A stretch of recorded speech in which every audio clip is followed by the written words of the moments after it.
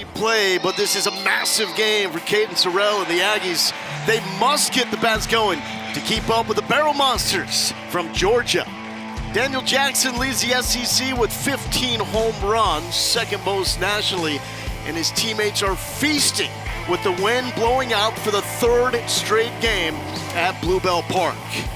Dogs looking for the sweep against the Aggies on a picture-perfect Sunday for baseball here in College Station, Texas. With that, hello and welcome to Aggie Land. Loa Galindo here with Greg Olson, the All-American and the All-Star. Now, we're watching a Georgia team look like true contenders. Power bats, and man, the bullpen has been electric in the first two games. For A&M, though, still trying to figure things out. How important would it be for the Aggies to avoid a sweep today? I think it's really important right now. I mean, you got a chance to go 4 games back of Georgia if you lose this game. So they got to figure some things out. The bats have been a little bit slow after you get through the top of the lineup.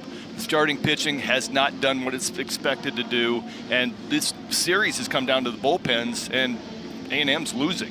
Well, Georgia is winning because of the hot bats. They figured out this whole elevate and celebrate approach. 9 home runs in 2 games, Greg. Yep, Ryan Black. This is Henry Allen going deep. I mean, it's been an absolute slugfest here. Oriach has 2. And this one will be Daniel Jackson going oppo. I mean, it has been just a slugfest for these Bulldogs. Texas A&M has had their moments, especially early in games, but when they get runners in scoring position, they haven't cashed in. 3 of 21 in 2 games. Well, and that's where the game's at. And you know what? You can sit there and practice it and talk about it all you want, but in game time, when it comes time to go, you got to get it done. And right now, you're just not getting it done. And we'll roll out Aiden Sims. Michael Early says he's been fantastic all season long, with the exception of last week against Oklahoma in 50-mile-per-hour winds when he allowed 6 runs in 2 2/3. I cannot describe how distracting the winds just are. Just everything blowing around. You're feeling it. You don't know how it's affecting everything. And so he gets a mulligan, as Coach Early said. Not many mulligans when you look through the starting 9 for the Georgia Bulldogs. Colby Branch coming off a 2-home run performance in game 2. Colby Branch hits in the 7 spot, and he's got the 3rd most home runs in the SEC. Oh, Good that's luck. how long this lineup is. It's so deep. And right now, I mean, you're looking at it going, wow, where do I find an easy out? You don't. And look at this crowd. Look at this day, the epitome of perfect weather for college baseball. We got the train scooting on by out in right field. Another packed house at Olson Field at Bluebell Park. Game number 3 of the second weekend in SEC play, Georgia and Texas A&M. Ryan Black leading off and taking a first pitch strike, 94 from Aiden Sims. Ryan Black has reached safely in 20 straight. Got a couple of base knocks in the first 2 games. The shift is on yet again for Texas A&M. It's something that Michael Early has really leaned into and actually has caught up with A&M in the first 2 games of this series. Yeah, I like it. Going, all right, you know what, here Ryan Black is mainly a pole hitter. All his home runs are to right center. Most of his base hits are to the right side. So, hey, you know what? Let's take that away and see if you want to try to do something different. If you want to try to stay inside something, get out of your game. Do not allow the Georgia Bulldogs to elevate. And that has been what Georgia has done, 9 home runs. And we've got clods of mud at the front of the mound here. We call timeout to get this cleaned up. All right, walk me through this situation as a pitcher here, Greg. Well, you got a little bit of a wet spot, so now all of a sudden you just find this little hole. You slip a little bit, fine. This is like golf. You just threw a bunch of dirt in front of your putt, you know? I'm going to have to field this position at some point, and he just threw 3 of the biggest dirt clods in the grass right out in front of him. I'm cringing standing up here as a former pitcher. 2-1 here for Aiden Sims against Ryan Black. Barry Harrison, the battery mate, yet again with Sims. And it's a 3-1 count. 95 miles per hour there for Aiden Sims. Well, Ryan Black hitting 600 when he is ahead in the count. Sitting on something here, and that's fouled back, full count. Nice pitch, 3-1 cutter. That is going to be the key to life as you move forward as a pitcher, is being able to do something behind in the count to get back into it. Right there, Aiden Sims, a little cut fastball, gets the foul ball. Shift still on here with 2 strikes. And an opening strikeout for Aiden Sims. Black is down looking. Just a great AB by Sims to start out. Breaking ball, curveball, hammer time. Painted, down and away. Big first out. Trey Phelps hitting in the 2 spot yet again. The 4th best OPS in the SEC at 1.326. Folks, anything over 1,000 is sizzling. And Georgia as a team is at 1.154. That's #1 in college baseball. So by the most important stat that people are tracking these days, Georgia is the best offense in the game. Big wave and a miss there from Trey Phelps. But you are not out of the woods when you have Georgia down to 2 strikes. They have 11 2-strike hits so far through 2 games. The 0-2 from Sims.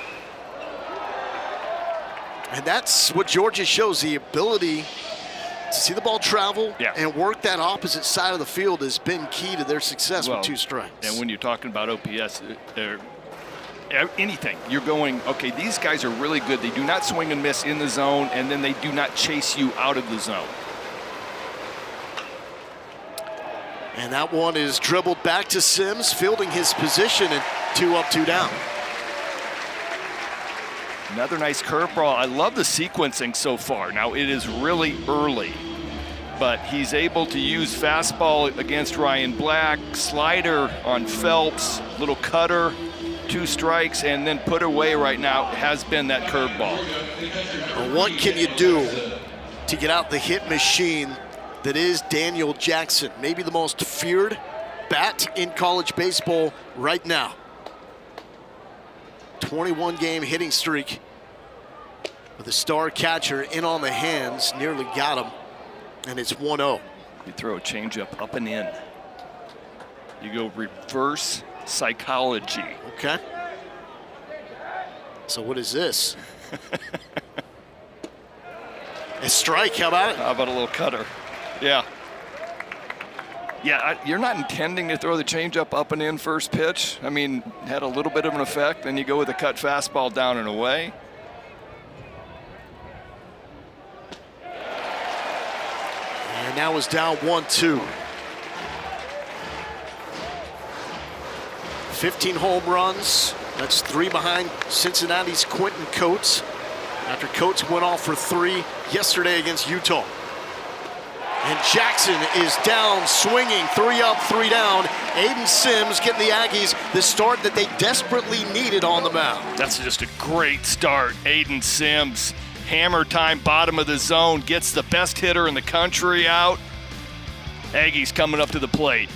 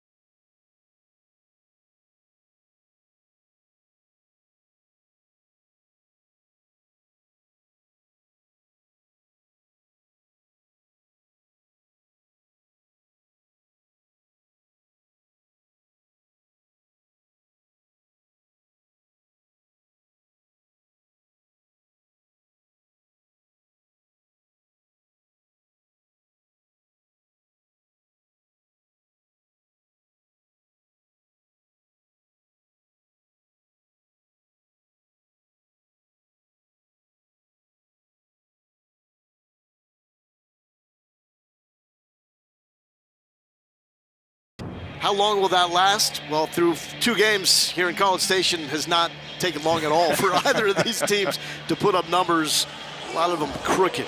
On the mound, we've got the Southern Shohei. It's Kenny Ishikawa, native of Japan. How about this, Greg?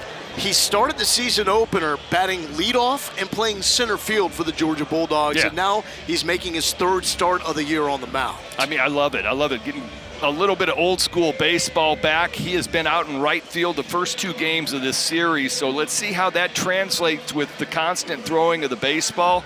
But fastball has ticked up this spring. He's around 91 to 95. Cutter, slider, curveball. His curveball is going to be fun to watch because it's about 70 miles an hour. So wait for that to come in. And just a matter of time before the wait is over for this Aggies offense to bust out in this series. Grahovac, Sorrell, Hakopian, they've been doing the damage. They need help from 4 through 9 in this lineup. The Aggies have not led at any point so far through 2 games. Yeah, that's just hard to believe, too. You look at the top of this lineup, just loaded. And then you're going, okay, they just need to get that production. They got Kill at the bottom. Harrison had a good year last year. They just need those guys to pick it up. Well, Grahovac, it was troubling last season for him, missing with injury, but man, he's making up for lost time. Brings in a .363 average, an OPS north of 1,000, and has 3 hits so far in this series. Electric stuff on the mound from Ishikawa. Not the biggest dude at 5'11", 193. First pitch ripped, Oppo back to the track and caught right at the 375 marker by Jack Archimone, making his first PT of this series for the Bulldogs out in right field. All right, I love looking at the analytics and the in-game stat stuff. Grahovac came into this game 6 for 10 on first pitches. Okay. Now he's 6 for 11, but how is that exit velo? About 108? Oh, excuse me, 104. Yeesh.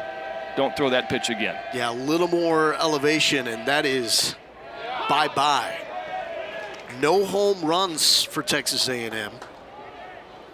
Really, it's been the slug that's been the difference in this series for Georgia. They've got all those 9 home runs, and the Aggies have yet to leave the park. And now there's an issue with the communication device with Ishikawa. Well, that might be a new record for me. What's that? 4 outs in and we have technology problems. Okay, he can hear. He's good. I mean, what did we ever do with putting the fingers down? And that's old school. People are like, what? I have enough voices in my head. I don't need a microphone telling me one what of those to guys talking to your glove and the glove talks back? We had a good conversation. Me and my glove and baseball. Oh, Caden Sorrell. He is locked in, fun to watch. 390 average leading this team, and it's barrel after barrel. You talk about elite plate coverage. Not sure how you swing the bat as fast as Sorrell, and it stays in the zone for as long as it does. Number 25 draft prospect, according to Kylie McDaniel. And he doesn't get cheated on those swings either. No, he sees a ball that he thinks is coming in the zone or where he's looking. He is in a full attack mode. Elite confidence, in the words of his head coach, Michael Early. That's way out. 95 for Ishikawa. He's touched 97.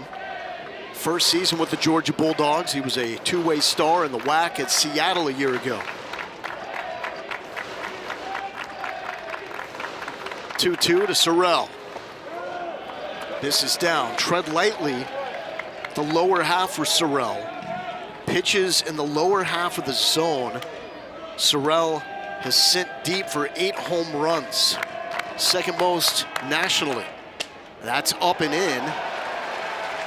And a free pass issued to Sorrell. So the Aggies have someone on, and Chris Hakopian, guy certainly that is capable of bringing them around. Former All-Big Ten selection, 2 years at Maryland. Breaking into his new digs here in College Station. First year with the Aggies. 444 on the year versus left-handed pitching. That lasted bat. Everything just got a little bit loose for Ishikawa. That's in there for a first pitch strike. Hakopian with 29 home runs in 2 years at Maryland. Only 3 so far, but he has missed some time early with injuries. Had a hamate bone issue when he first arrived. He was actually slated to be the starting shortstop, but with that missed time, they had to move him over to second base and let Boston Kellner do his thing at short. True freshman. Daniel Jackson bodies that one up. Sorrell stays put, and it's 1-2. Just another piece of how good Daniel Jackson is. Nice block behind the plate, leads his team in stolen bases, home runs, everything else. How can you be that good at everything and be the fastest player on your team, according to Wes Johnson? He's a catcher. That's not supposed to happen. No, that's not supposed to happen. I had him last week, and I was trying to run through in my brain catchers that led their teams in stolen bases. And all I could really come up was Craig Biggio. And that gets away from Jackson, and Sorrell safely scooting to second base. Yeah, Biggio that eventually moved to second base. Yep. Slider just gets pulled in the dirt. Jackson unable to keep it in front. Looked like it scraped off of his glove. Aggies looking for their first lead of the series. And here we are, runners in scoring position. 3 for 21 so far in this series. Lifted to the right side. A tweener, this is trouble, and it drops safely. Sorrell moves up to third, and it looks like a line drive in the box score for Chris Hakopian. This is just an emergency hack. It's a breaking ball up in the zone. He stays inside of it, but you can see the respect that he has earned. Archimone is way out close to the warning track with the wind and everything else, and that's the result. These flares are going to fall in. If you're going to play that deep and take away doubles, then all of a sudden those little hits are going to fall. We mentioned it when showing you the Aggies lineup. This is where A&M needs the production. From 4 on, Grahovac, Sorrell, Hakopian, they've been locked in. It's been a mixed bag from here on out. So huge opportunity for Jake Dewar. Had a tough day yesterday. One of the home runs hit by Georgia was thrown back on the playing field from a fan and left, and it hit our guy Jake Dewar on the head. Had to get checked out by the training staff. He's down 0-2. I mean, you might expect that on the road in the SEC, not at home. Yeah. Friendly fire, not what you're expecting here at Bluebell Park. Down 0-2. Slapping it to the left side, and Texas A&M takes a lead for the first time this series.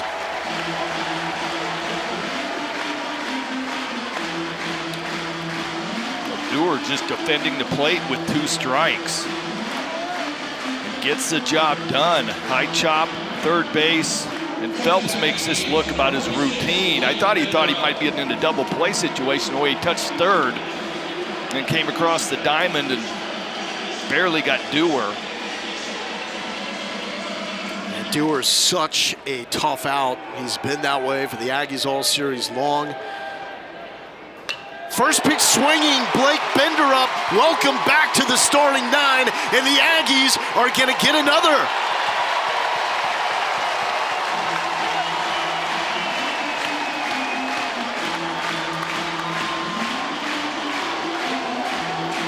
Blake Benderup only making his 5th start of the season at DH. His first since March 10th. First pitch, got it. He is an imposing figure in the batter's box, and he has feasted on left-handed pitching, hitting .600 this year. First pitch fastball down and in, drops the head of the bat on it. A&M drops a 2 spot here. And he is off and punched out, trying to take second base. But if you are Texas A&M, you'll take this. You finally have a lead against Georgia, putting up 2 at the bottom of the first. Yeah, Daniel Jackson, there he is again. That man. Binderup got a good jump too. Throws a dime to second base and ends the inning. Aggies on the board with 2.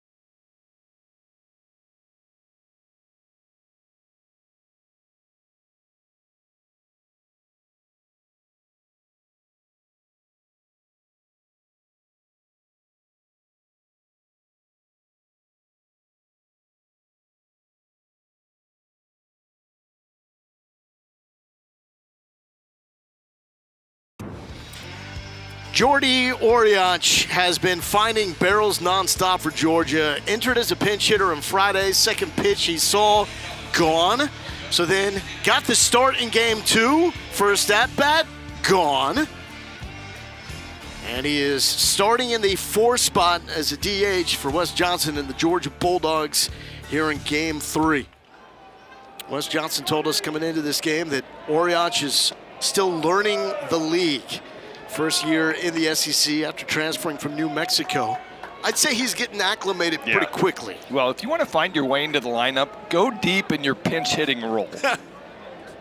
Well, you look at the lineup changes today, and it's almost like Wes Johnson removed any player that didn't hit a home run yesterday, right? Like it was not good enough. Yeah, yesterday you go through it. Ryan Black, Phelps, Jackson, Oriach, Branch has 2. And then Henry Allen had 1 the day before, so you got to keep him in. 9 home runs, 6 of them solo home runs, including 5 of the 6 that were hit yesterday. Oriach does not get cheated on his swing. 6'5", 245 from Haverhill, Massachusetts.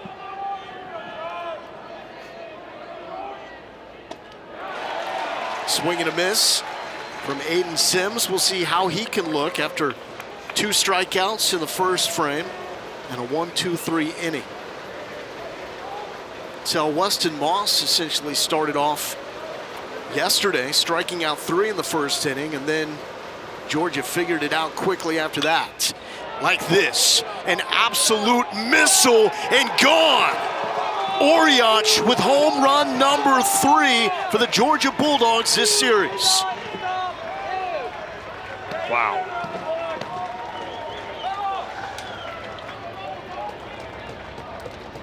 Okay, you get the swinging strike on a 4-seam fastball in at the hands at 93. Okay, so then you think I got him sped up. I am going to move away with a changeup.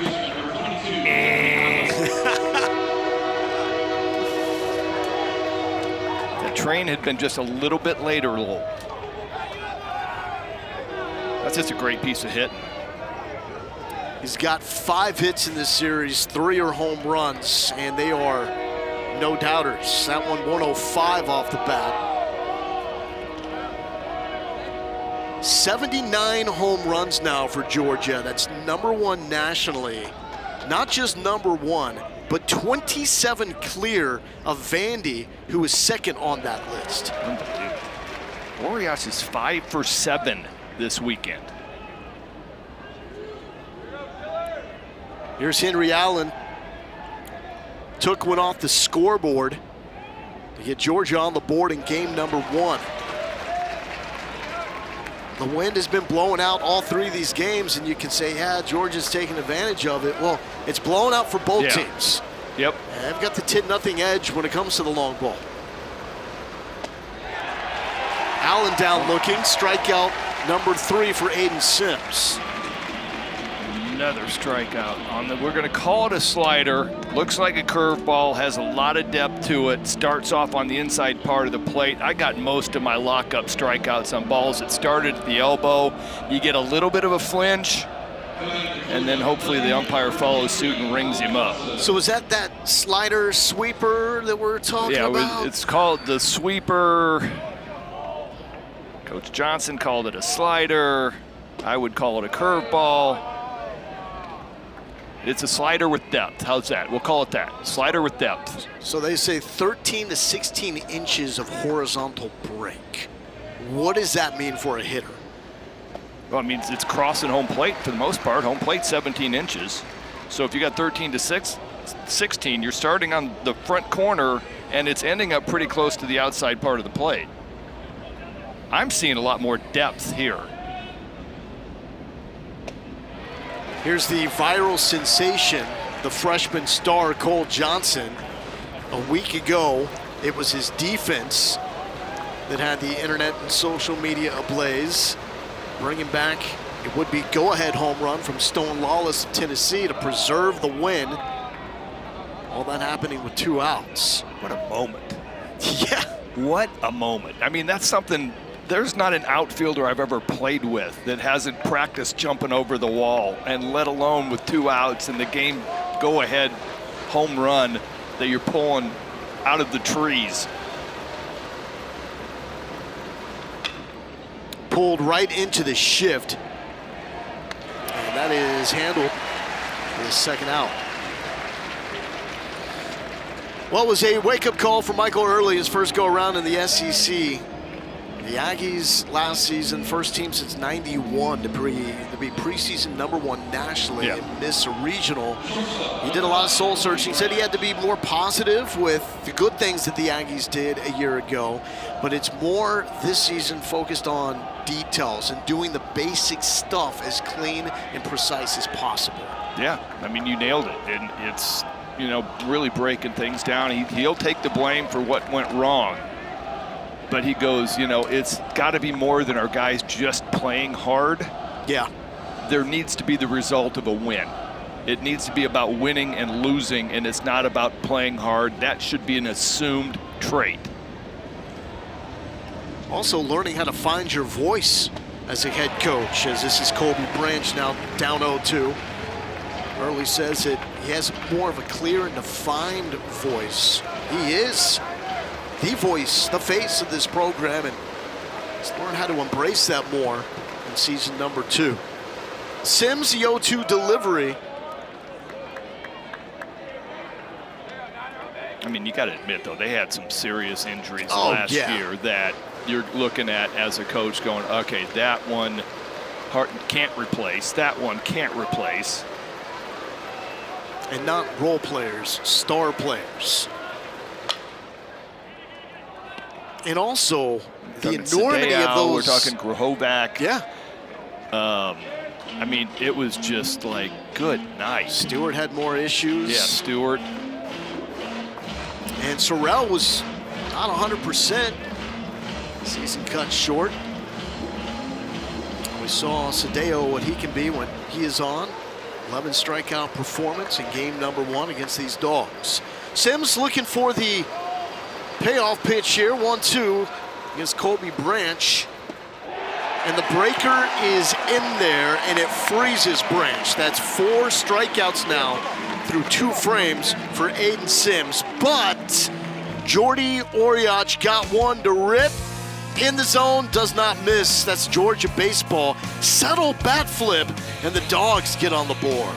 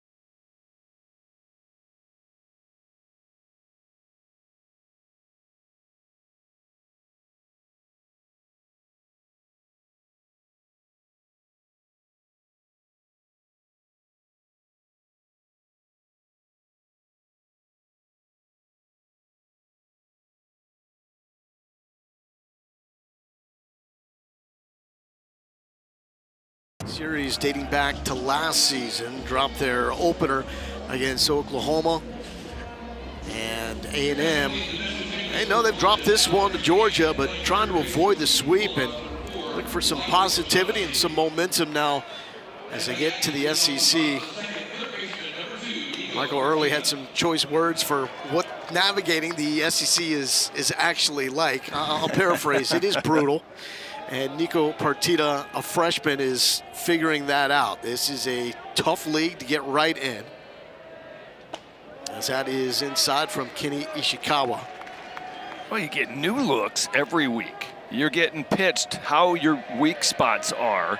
And so then all of a sudden now I got to make in-game adjustments, week-to-week adjustments. Hit well by Partita to the gap. It's off the fence. Partita making the turn and is sliding safely into second base. A leadoff double for the true freshman from Pearland High School. Third hit of this series.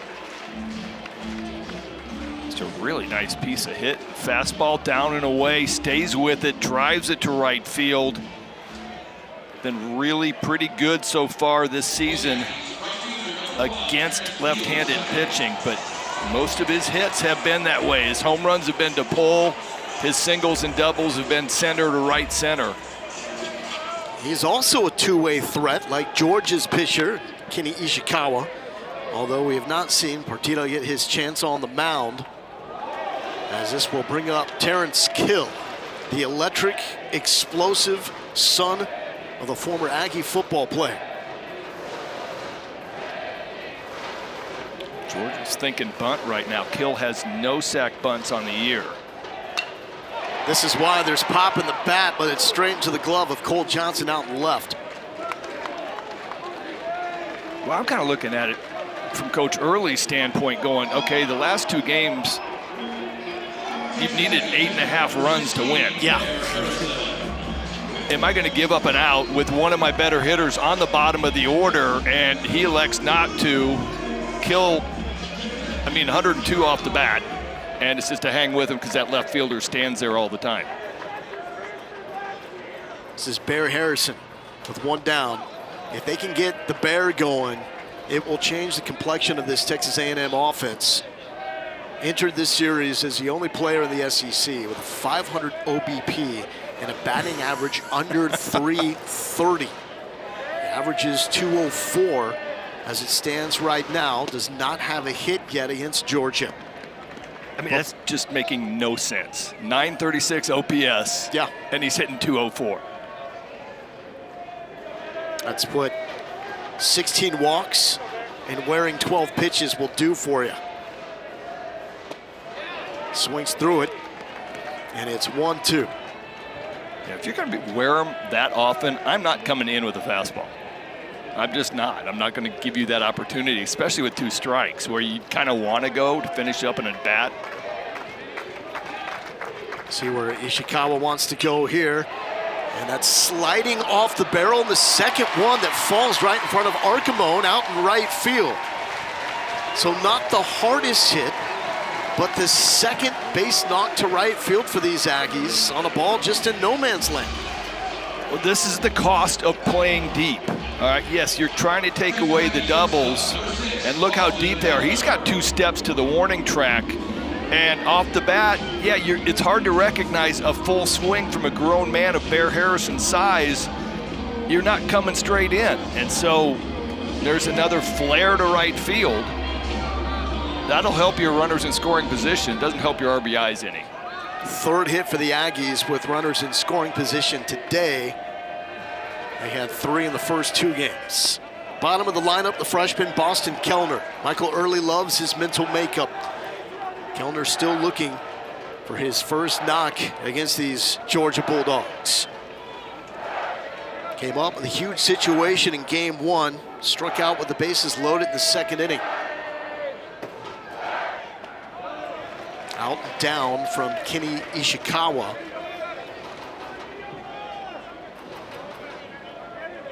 You got to kind of look to the other side of this, Lowell, and go, all right, Ishikawa was out for a better part of a month. Call it 3 weeks from getting hit in the foot with a pitch. Yeah, they're all the bullpens you want, but really it's hard to get back into game, especially at this level.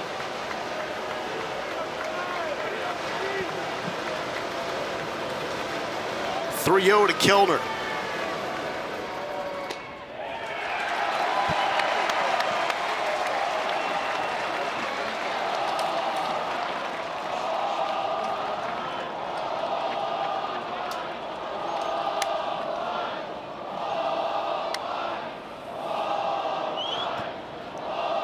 The ball five chants already working here in Aggie Land. Lowell Galindo with Greg Olson. Welcome to game number 3 between Texas A&M and Georgia. The Bulldogs won the first 2 games of this series. A&M did not trail at any point in those 2 games, yet they are up 2-1 against these Georgia Bulldogs. Boston Kellner, the number 9 hitter, just reached on a 4-pitch walk against Kenny Ishikawa, and it brings up the dangerous Gavin Grohovac. The Aggies really looking at number 9, a sight for sore eyes. Not able to be the factor he wanted to play last season, cut short because of injuries, and what was a disappointing opening campaign for Michael Early. And Ishikawa struggling with the zone. Greg, where do you see him? I mean, that's exactly it. Everything's erratic. His fastball location is usually pretty good. And then he'll throw in this soft breaking ball, good wipeout slider. And right now he is not finding anything to throw for a strike. 2-0. Chopped left side. Branch to third base, heads up play, but the Aggies get another to extend the lead to 3-1. I'll tell you what, Georgia will gladly take that result. 2-0 count, one of the best hitters in the country at the plate, and you get a rollover ground ball to shortstop. Now Branch, being almost a pro at that position, such a veteran, knows he's got one option to get an out, gets the leadoff out.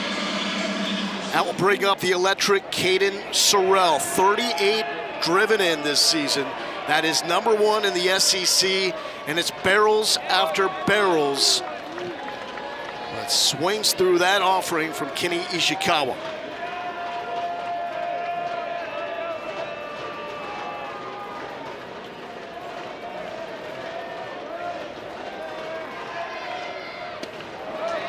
And now down 0-2.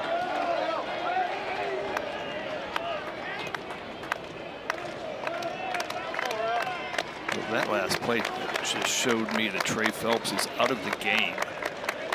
Usually at third base. O'Shaughnessy is now at third. So O'Shaughnessy, who started the first 2 games at third base, did not start this one. It was Phelps at third base, but O'Shaughnessy has entered. I didn't see anything so far that had happened to Phelps. Well, Wes Johnson is known to make these changes throughout the course of the game. Jackson needs to find it, and he does in time to keep Kellner at second base. Runners in scoring position. This was the bugaboo in the first 2 games for Texas A&M. Just 3 hits and 21 opportunities. At no point the Aggies led in those first 2 games, but already coming through with 4 hits with runners in scoring position in this 3rd game. 2-2 to Sorrell. And it's a full count. Kenny Ishikawa, the Southern Shohei, a 2-way star, started game number 1 for the Bulldogs in center field, batting leadoff, making his 2nd start in SEC play. Missed about a month of action after he was hit by a pitch in the foot as a hitter and missed time. Popped up to left field. Cole Johnson comes under it and makes the catch. But man, a bases loaded situation, and Texas A&M is only able to get 1 across. They'll take it, however. It's a 3-1 lead for the Aggies as we go to the 3rd.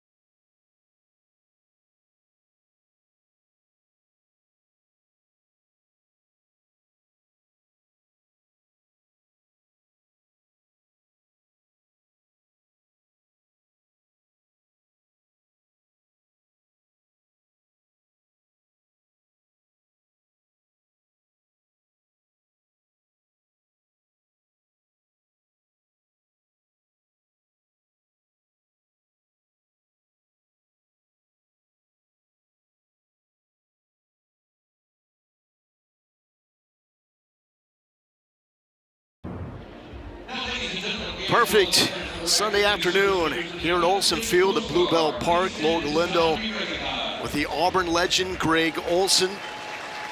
Texas A&M finally hitting those bats going. A 3-1 lead. Georgia does have a home run from Jordan Oriach, their 10th home run in this series. The Bulldogs, the national leaders when it comes to the long ball. 79 now on the year, 27 more than Vandy, who was number 2 on that list. Aiden Sims, the starting pitcher for Texas A&M. Saw him with a 1-2-3 inning to begin this thing, and outside that Oriach home run, he's been pretty locked in. We're now joined by Michael Early, head coach of Texas A&M. Coach, looking for that lead. You got the lead. What's been the difference in this start?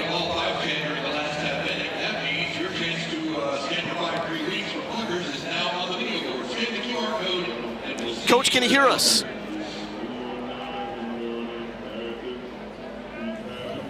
I'm going to take that as a no. Let's go attempt number 3. Coach Early, can you hear us? I can hear you. Yes, we got him. Hey, Coach, asking about this start. What's been difference here jumping out to this 3-1 lead? I mean, I think the biggest difference is we did it and they didn't, and that's because, Aiden's been locating his pitches for the most part outside of one, and our guys just attack. Like, we want to be in attack mode all the time and play this way all the time, but that's the biggest difference is, we got ahead of it, but we got to keep going.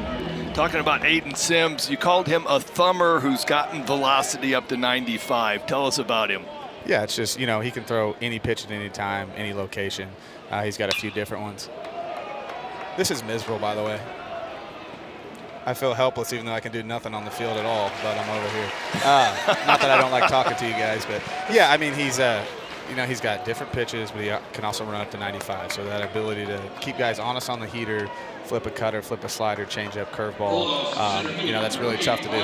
Coach, we appreciate it. We'll let you get back to work. All right, fellas. Thanks, Coach. So we're 0 for 2 in audio situations. With Coach Early's headset not working, and then Ishikawa's communication device was not working. What, 4 pitches into this game? 4 pitches in, my new record. That was Jack Archimone getting his first start of this series with a fly out to left field. Rylan Lujo also starting for the first time for Georgia. So the Bulldogs, they've shown throughout the course of the series, they will mix and match with the lineup and pinch hitters and defensive replacements. You cannot argue with the production, though. For the Georgia Bulldogs, 20-4, 4-1 in SEC play, tied for first in the standings and ranked number 7 in the top 25. Yeah, Wes Johnson's done a nice job of mixing and matching. Feels like he's got a bunch of moving parts he needs to keep locked in, and this is Lujo's first at bat. He hasn't played this whole series. Excellent defender out in center field. He did get a pinch hit opportunity in game number 1. And went 2 for 2, replacing Ryan Black in the 8th inning. I missed it. It's all good. And this is into the shift. And handled by Hakobian. Shifting over to the shortstop side of the second base bag.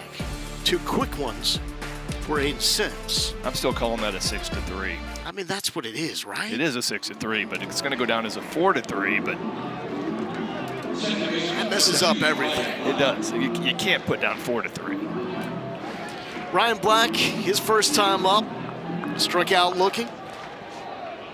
Sims with 4 strikeouts. Pitch number 39 on the way. In there for a strike.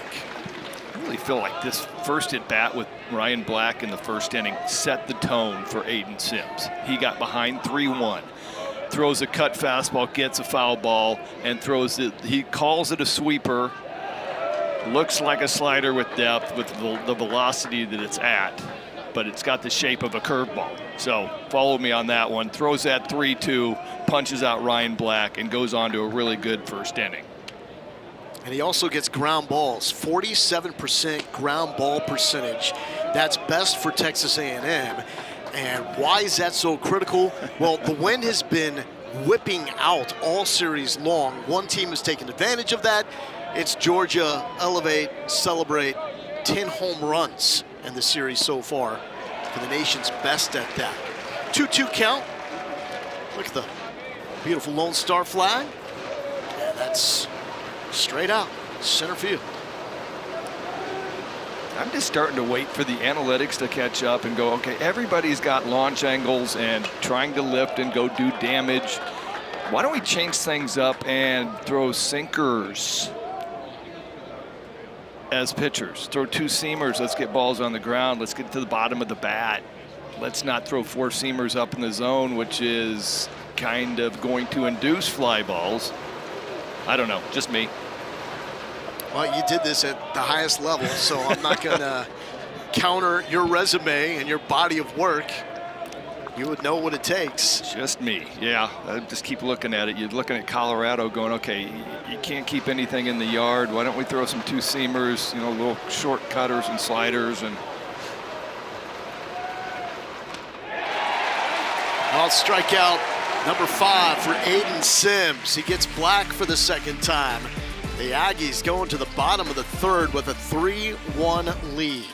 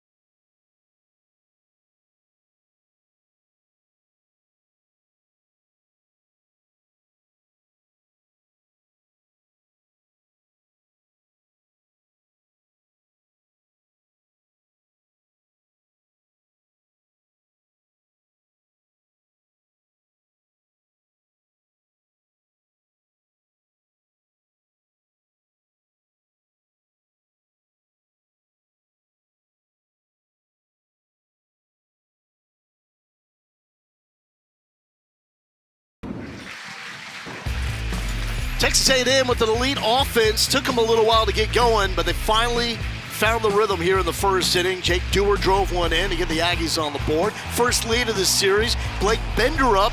His first start of this series. Drives in one to make it 2-0 A&M. The one on the board for Georgia left in a hurry from Jordan Oriach. 105 off the bat and into the bleachers. That's a lone run for Georgia thus far. But we know with this offense, things can change quickly, especially in these conditions. So Georgia has won their second straight SEC series. Got the series win in thrilling fashion against Tennessee last week. Won the first two games, 9-4, 8-2 here in College Station. This is Chris Hakopian, one of the top draft prospects in the SEC. Despite the fact that this is his first go-around in the Ultimate Baseball Conference in college baseball. A couple of great years at Maryland. Two-time second team All Big Ten.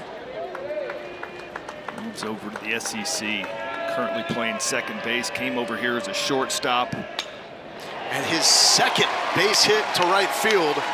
This was hit a little bit harder than that blooper that died in front of Archimone his first time up. I feel like Ishikawa's just been dodging the bullet, finding a way. I mean, bases loaded last inning, only gives up one, just dodging bullets. And Hakopian stays inside of this one, hits a 105 laser to right field. He's going to bring up Jake Dewar, who got the Aggies on the board with a ground out.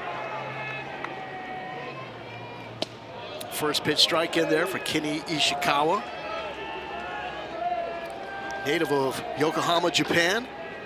Started his college career at the University of Asia in Tokyo before transferring to Seattle. He was playing summer ball in Portland, Oregon, and the coaching staff at Seattle saw him and said, hey, you should come stateside, play for us. He said, that's a good idea. Led the WAC with 23 doubles, was also a fantastic pitcher. The ace for Seattle a year ago. entered the transfer portal. And Wes Johnson gave him a call at 1 a.m. Georgia time on the night that Ishikawa was available on the portal. And it was a quick conversation, quick recruitment. Ishikawa determined Georgia was the place for him. Double play ball, not in time. Get the lead runner at second base. It's pretty close at second base. Ryan Black, Colby Branch. Branch able to hold the bag. Second base umpire January said he did. That's one of those area code ones. In the old days, you know, it was just kind of come across and just be close to second base. Blake Bender up his second time up. First pitch swinging last time, lace one to left field to drive in a run. And great to see Bender up making the most of his opportunity. Just his 5th start of the season. He has been an opening day starter in the past for the Aggies.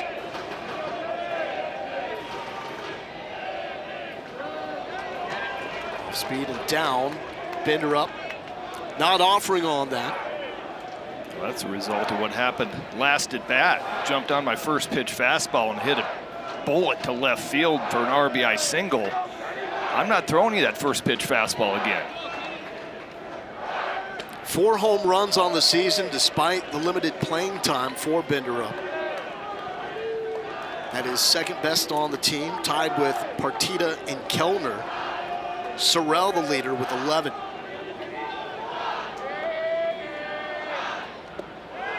Fine job by Daniel Jackson. The all-everything backstop for Georgia. Top hitter for the Dogs, fastest player on the team.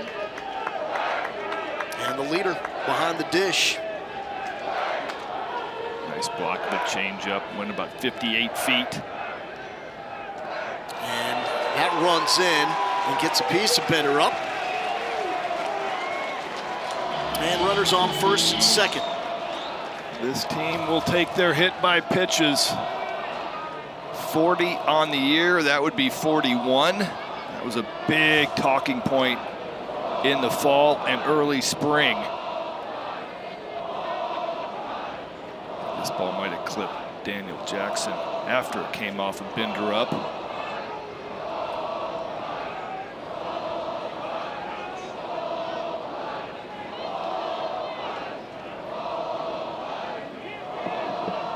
And the throw back to Ishikawa sailed him. He wants one more.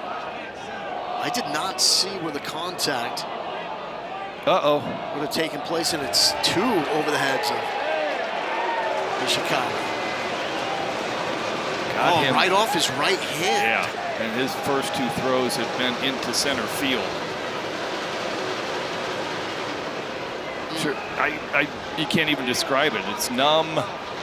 You're waiting for things to start working again, and your first couple throws are in front of however many people are here at Olsen Field today, and you get to launch them into center field. And that will bring out Wes Johnson. And he's already made the signal to the bullpen, so that will end it for Kenny Ishikawa.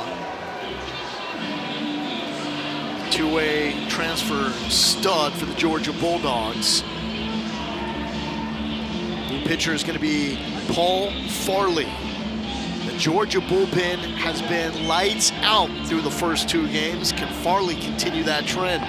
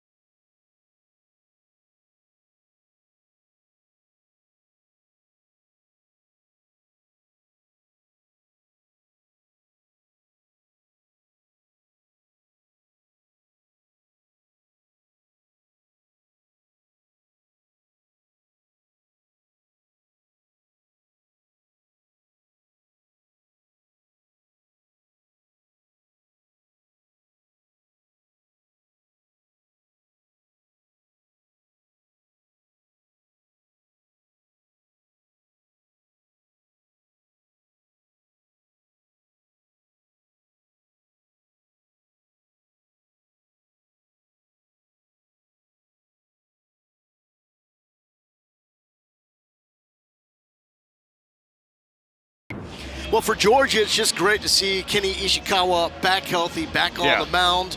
He missed about a month with a broken bone in his foot. You see, the stuff is electric when it's on. A&M got to him, though. They've got a 3-1 lead. Runners on first and second now as they give way to Paul Farley. What did you see from Ishikawa? What should we expect from Farley? Ishikawa just not the command that he wanted in the zone. Fastball off speed just was not quite there today. And Paul Farley, fastball is going to be 91 to 94. Cutter, slider, curveball, changeup. Redshirted in 24, had 12 games with a 1-0 record last year. He's going to face the freshman Nico Partita, who rifled the ball off the right center fence his last time up. And this is up the middle for a knock. Here comes Dewar. Dewar will score. The throw to third, not in time, and the Aggies adding.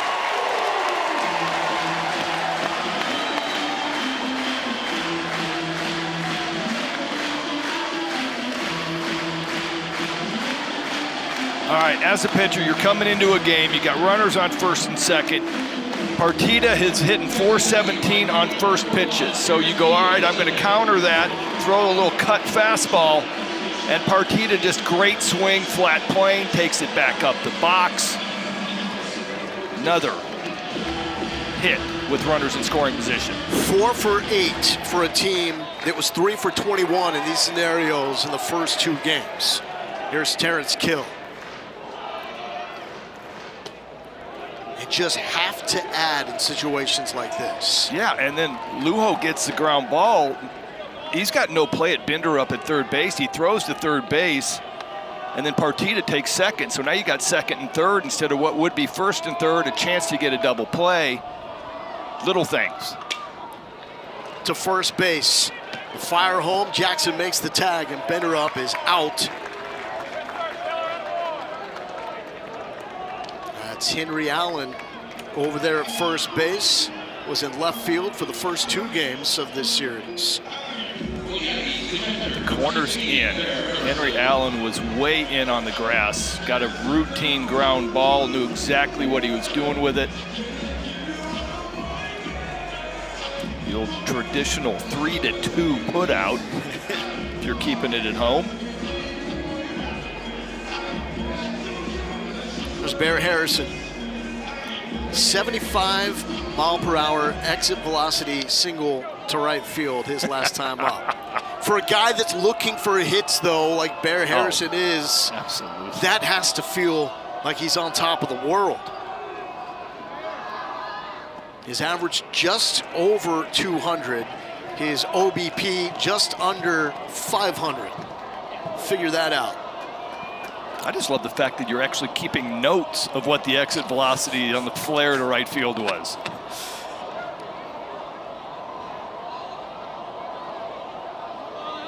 Kill is 6 for 7, threat to run. Daniel Jackson, one of the best at throwing out base stealers. But how is that arm? You saw him take a pitch off the exposed throwing hand, and in the 2 throwbacks to Ishikawa, he sailed it to center field. Is that a factor in a situation like this, sending Kill? I mean, it's hard. It's going to be hard to do, but I might think about taking a shot. Farley, not the quickest to home plate. Kill can run. Kill is off. No, deked him.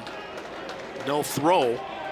I'm thinking I'm taking a chance just to see what that thumb's doing after he got that foul tip off of it.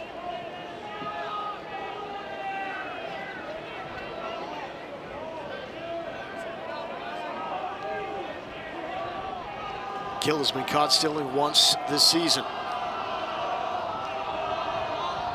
He catches everybody's attention when he's on the backs. Check back, high throw. He is, right now, his lead is telling me he's trying to get back. He has got no lead to steal a bag on. He is going to have to get another 2 feet, just my opinion, having stolen absolutely no bases at the college level.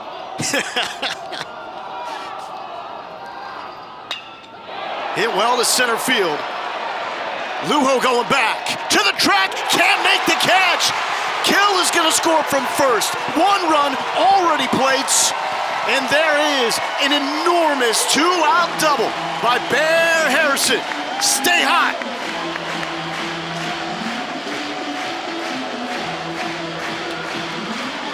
This is why you do not run. Harrison gets a cut fastball left elevated out over, wind blowing out.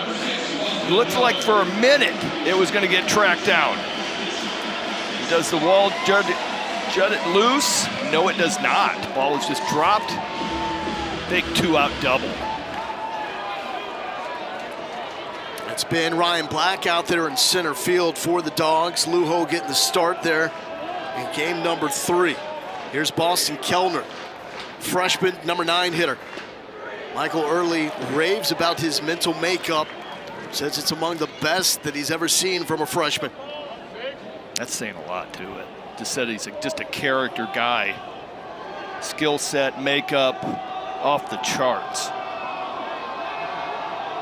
1-0 from Farley. Not having the same success out of the pen that Justin Bird had in game number 1 and Matt Scott had in game number 2.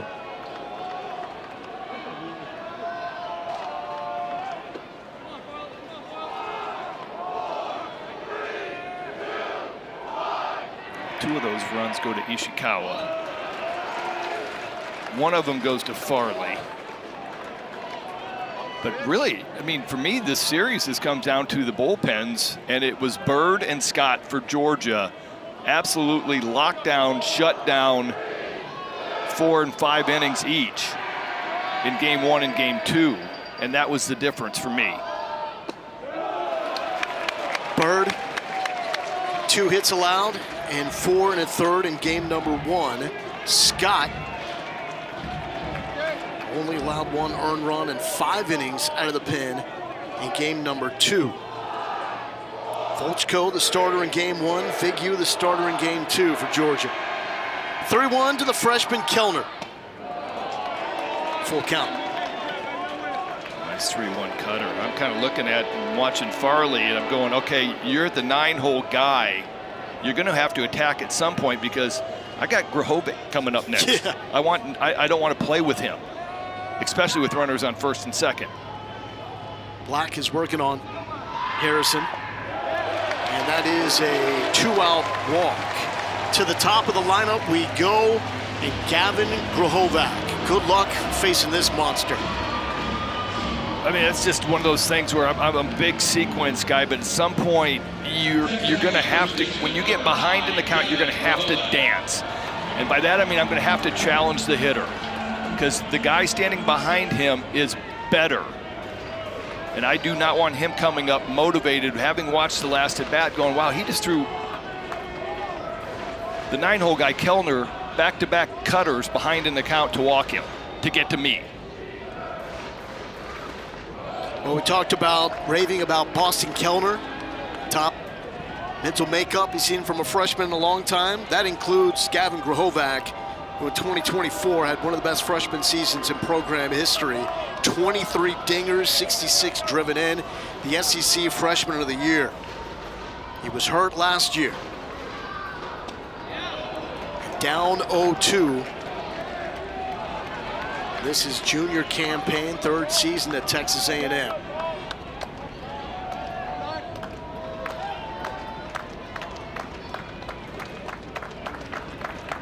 Smoked the ball to right field his first time up. It was caught on a line.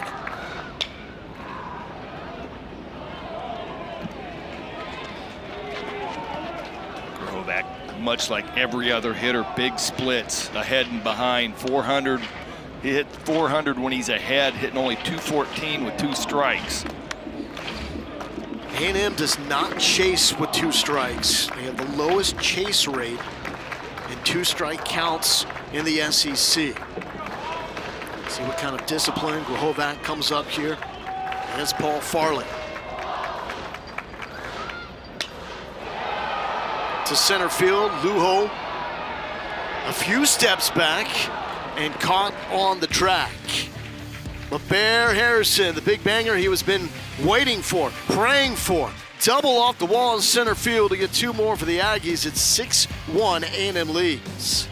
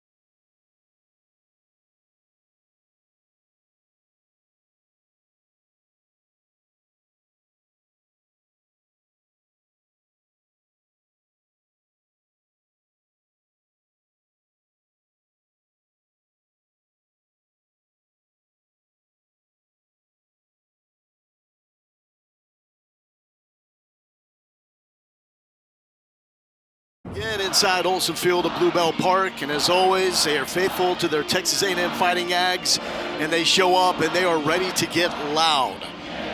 Awesome atmosphere with these great people here in College Station, Texas. They're fired up because the Ags have a 6-1 lead over Georgia. Just 1 hit for the Bulldogs. It's solo home run by Jordy Oriach, and word of caution to all these fans, they don't need to be warned. They know how quickly A&M is susceptible to a team like Georgia who can turn things around quick as a hiccup. They've got the bats to change it in a hurry. This is going to be the first AB for Michael O'Shaughnessy. Trey Phelps got the start at third base, left the game. Michael O'Shaughnessy steps in against Aiden Sims.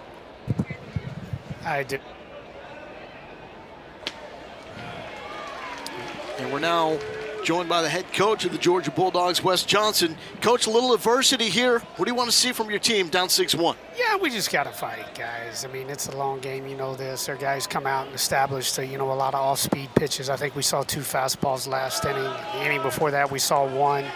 We got to stay in our lanes and hit, have some pitch recognition. More importantly, we got to throw strikes on the mound and not give them free base runners, execute some better pitches. But, yeah, you can't panic. It's a long game. Yeah, your bullpen's been so good these first 2 games. What did you feel like with Ishikawa depth-wise? Last week you got 2 innings. What were you looking for this week? Yeah, obviously, guys, we were needing to go a tick longer, stretch him a little more. He's still, his velocity was fine today. He's just not quite as sharp as he was, prior to breaking his foot, and we just got to get him back there. And and you guys know this. I mean, you got to get him back out there. They don't get game better in the bullpen necessarily all the time. So we're going to keep getting him out there because we need him. When he's right, he's one of the best ones in this league. Absolutely. Hey, Daniel Jackson's thumb all right? Yeah, Daniel. He good news is he caught it right there on that fatty part of that hand. And, I joked, I don't know that he's got any fat, so we'll see. I'm sure that felt delightful. Coach, thank you so much for your time. Thanks, Coach. Go Dogs. Talk about a guy that has done a phenomenal job with this Georgia program. I mean, it looks like they are just locked in to being a national seed yet again, hosting at Foley, where it's always a party. Well, I mean, he gets the experience of going and watching how it works at the big league level, and then coming back and constructing this roster on how he feels best suited to win. It's just one of those rare individuals that went from college, went straight to the big leagues, pitching coach with the Twins, and then goes back as the head coach at Georgia. Caught his teeth, though, as a high school coach coming up. So he's seen every level. This one is popped up with the star, Daniel Jackson. We're talking to Coach Johnson about his situation where he got a pitch off his exposed throwing hand. The fatty part for a guy with not a lot of fat. Another aspect of that swing right there, 2-0 fastball up and out. Aiden Sims with the luxury of a 5-run lead right here. You can go 2-0, I'm not walking anybody, challenge pitch. Now facing the red-hot Jordy Oriach, the man with the only knock thus far for Georgia, and it's a home run. So did not start in game number 1, got in as a pinch hitter late, as we see Wes Johnson do a lot with the abundance of depth that he has. Second pitch Oriach got, took one deep to right center. Back in the starting lineup in game number 2, first at bat, a home run. So 3 home runs now in 7 ABs this series. He had 2 home runs in his first 41 at-bats of the season. He's locked in, but down 0-2. What I saw early on, he gets out there and really hooks the ball. All right, so every guy that I ever faced in my life that was, I call him a hooker, gets out to the outer part of the plate and pull hooks it to his pull site. And that was what he did on that really nice changeup. So right now it's been fastball in, cutter in, show me away, move it back in. And generally, hookers can't keep it fair. And when I say generally, 100% of the time of my facing guys that hook the ball, they could not keep fastballs, cutters in fair. So that's where you have to move your game now as a pitcher.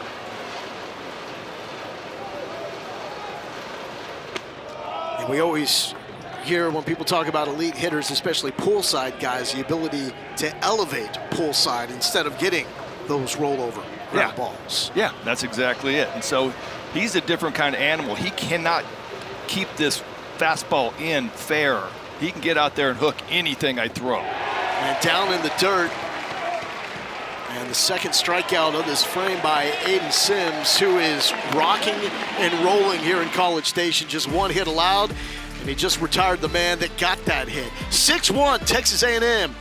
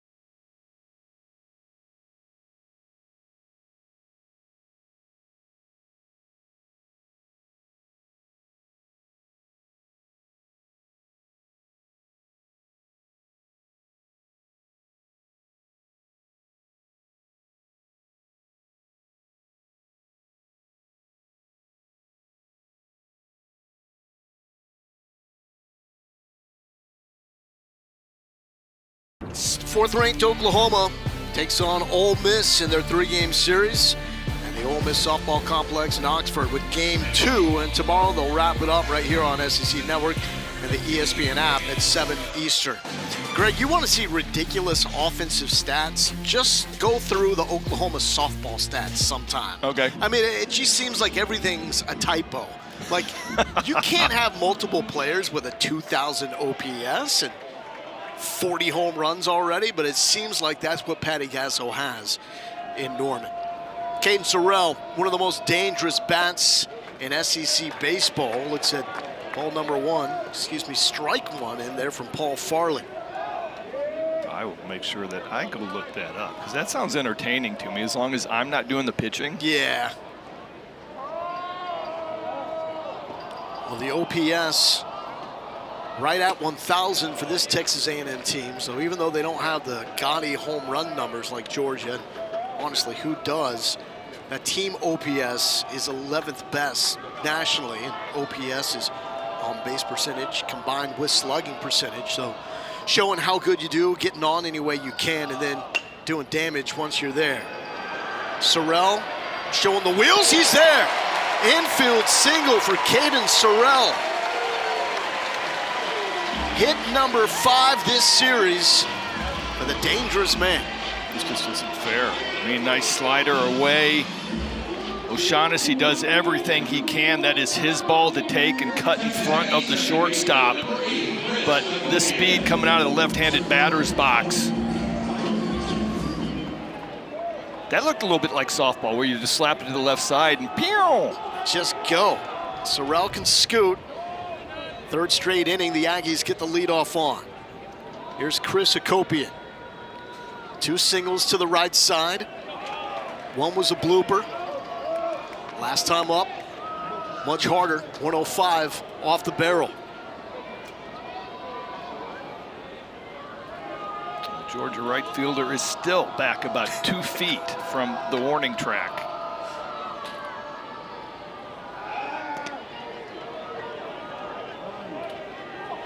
I might just move him in. After getting beat twice on flares to right field, I might go, all right, you know what, hit a double. Actually beat me. As a closer, you want to drive me nuts, put the guys on defense on first and third on the lines, guarding against doubles, and put my outfield all the way back on the warning track. And go get a couple guys out without half my defense. And it's usually not bloopers from Hakopian. Michael Early talked to us about his philosophy in the transfer portal. He wants to watch swings of guys for their extra base hits, and then wants to look and take a deeper dive into what you do when you get balls in the zone. Do you hammer them? And his words, Hakopian, as good as anybody on this team, hammering balls in the strike zone that you really can't afford to miss if you're an elite hitter. If you want to move up to the next level, it's all about hitting in zone. And then now finding the discipline to stay away from chasing out of the zone. Let's see if he gets a go right here. 3-0 take, and it's up. Sorrell with the single, Hakopian with the walk. Well, the one thing Coach Johnson was talking about, hey, you know what, we just got to just be patient, get back, find a way to get back into this game. We haven't seen very many fastballs. Well, if you're going to keep giving up runs every inning, it's really hard to chase. You need somebody, and they've had it the last 2 games, somebody come in from the bullpen and shut it down and let your offense wake up. Bulldogs getting an arm warm. Paul Farley now dealing with Jake Dewar.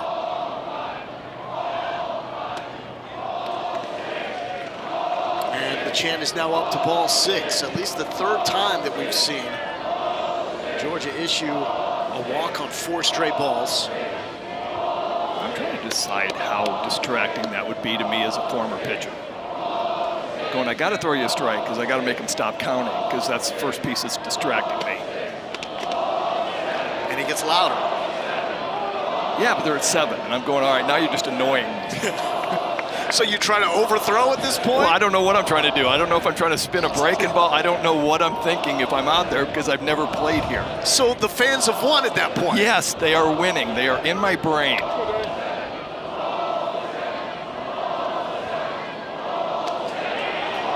And the only way to make it stop is to throw a strike. And I don't want to throw one to these guys in the middle of the lineup. Or serve up a home run. Yeah, well, that makes everybody happy, and I don't want to do that.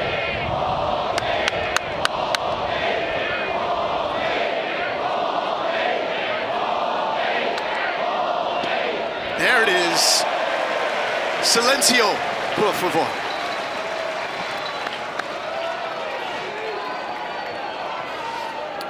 And that marks it into one of the most unique traditions in college baseball, unique to Bluebell Park. With a pity clap saying, congratulations. And oh, by the way, still got to go and get Jake Dewar here. All right, how about 5 pitches for the walk? Back-to-back walks. And it's going to bring up Blake Benderup. Nowhere to put him. And that's going to bring in a new pitcher.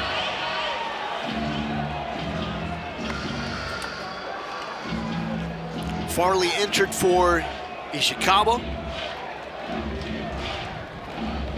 Partita and Harrison hit him hard to center field. And it's really been control issues chasing Farley now here in the 4th inning. Bases are loaded, nobody's out, and we got a new pitcher coming out for Georgia. We'll introduce him next.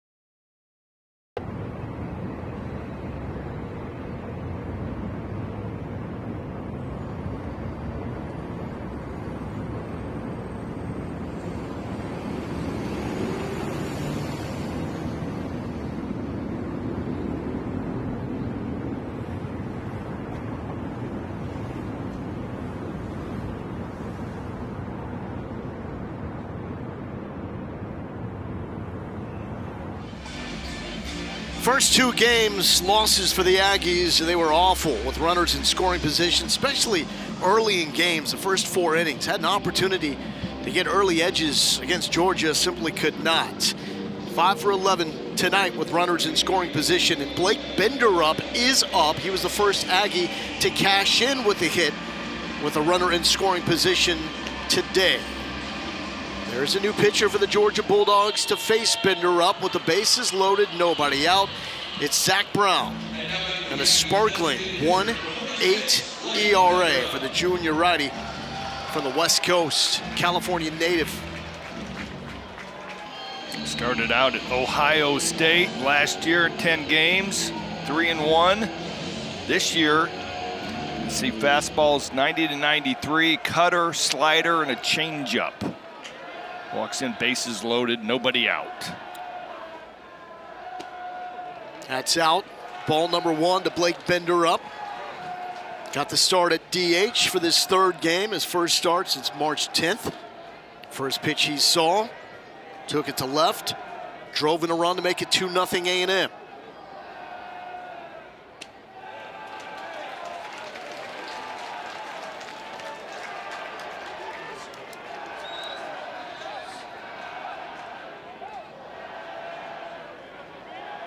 Nowhere to put Blake Benderup. 8 hits for the Ags here in this 3rd game. Big swing and a miss by Benderup. It's Texas A&M. This is a massive game, massive opportunity for them. They've dropped back-to-back series to start SEC play, including this one. First 2 games, losses to the Bulldogs. Looking forward, though, such a critical game for A&M to salvage a win. Excuse me, check swing and fouled off. Before that, Georgia had thrown 10 balls in the last 12 pitches. That's not a winning recipe. That's why we got the bases loaded here. That's exactly it. And a lot of free passes, a lot of clutch hitting from Texas A&M. Let's see right now, Zach Brown with a lot of arm side run. About 18 inches of horizontal break.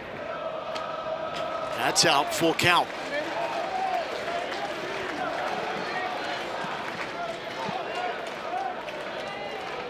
.11 strikeouts, 3 walks on the season for Zach Brown. this spot right here, man, you're looking for a ground ball double play, a pop-up. And there's a strikeout. Strikeouts are good, too. This is just a two-seam fastball. Dead middle of the plate. Challenge time, bases loaded, nowhere to put you. You can see that little bit of arm side run and sink from that low three-quarters arm slot. Gets Binder up to swing through it. Nico Partita, 4 hits against the Bulldogs dating back to the start of yesterday's game. Double and a single so far today. First pitch swinging, hammered to right field, short porch, gone! No doubter for the freshman!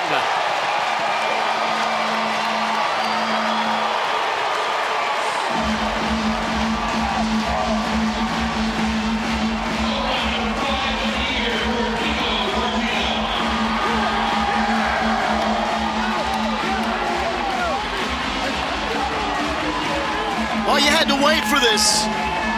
But A&M has a home run for the first time this series, and it's a grand slam. Just a great piece of hit. Little cut fastball, just a shade elevated, but it's short porch and right, wind blowing out, and he gets enough of it. But really nice piece of hitting. Kill wants to try. Now this is going to die in the glove of Arcamo. Man, I was just feeling like if Georgia's able to get out of this, all that work, momentum, everything else was just going to flip sideways. And Partita would have none of it. Comes up, big moment, and plates all 4. Impressive freshman. Michael Early said the Aggies had to hold their breath. In the Major League draft, Partita withdrew from consideration, in part because Major League teams were split. Is he a hitter? Is he a pitcher at the next level? Early said about 75 of the organization, 75% believed he was a hitter, and he shows why with that beautiful grand slam to the right side. I mean, he is a two-way talent. He's touched 98 on the mound. I've not seen that part of his game here in College Station, but that is the highlight moment for this is freshman season. And all of a sudden, Bear Harrison has it going. He's down 0-2 here to Zach Brown. And you mentioned before his previous at-bat, me marking down the 75-mile-per-hour exit velocity single to right field. Yeah. When you're flirting with the 200 average, right? Oh, man, you need anything. Anything. You get that, the confidence skyrockets, and just ripped one off the fence in center field his next time up. The next one's 105 in right center. Brown gets him here, but damage is done by Texas A&M. Nico Partita, get to know the freshman. Oppo Granny, come on now.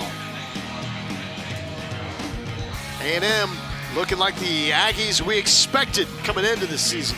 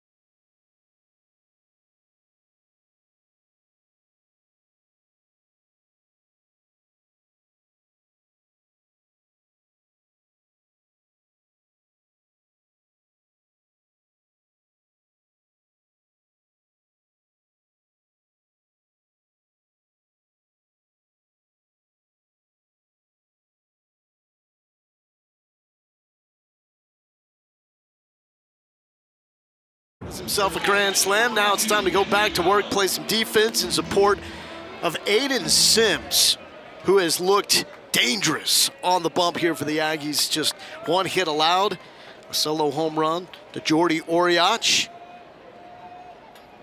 You got Oriach down on strikes to end the fourth. Now he faces Henry Allen. And Greg, we see the line for Sims. What stands out the most to you, my man? How about no walks?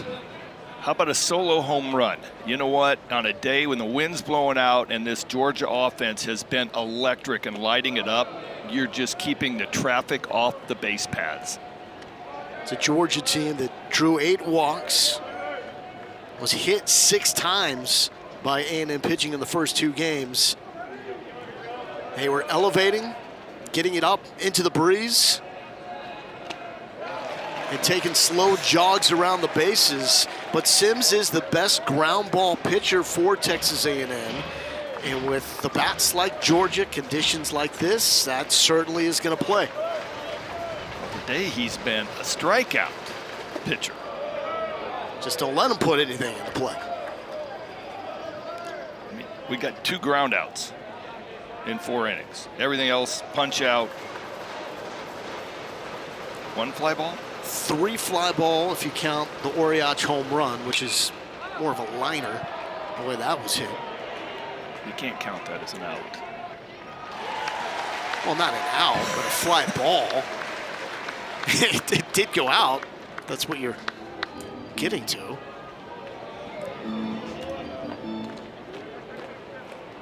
Here's Cole Johnson, the freshman. At some point, we're going to show you some viral video of Cole Johnson. My guy lost his hat in a celebration recently. It was well worth it.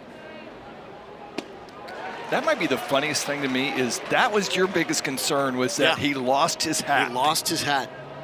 That's why your dad always makes you put your name and number and the Sharpie marker under the bill.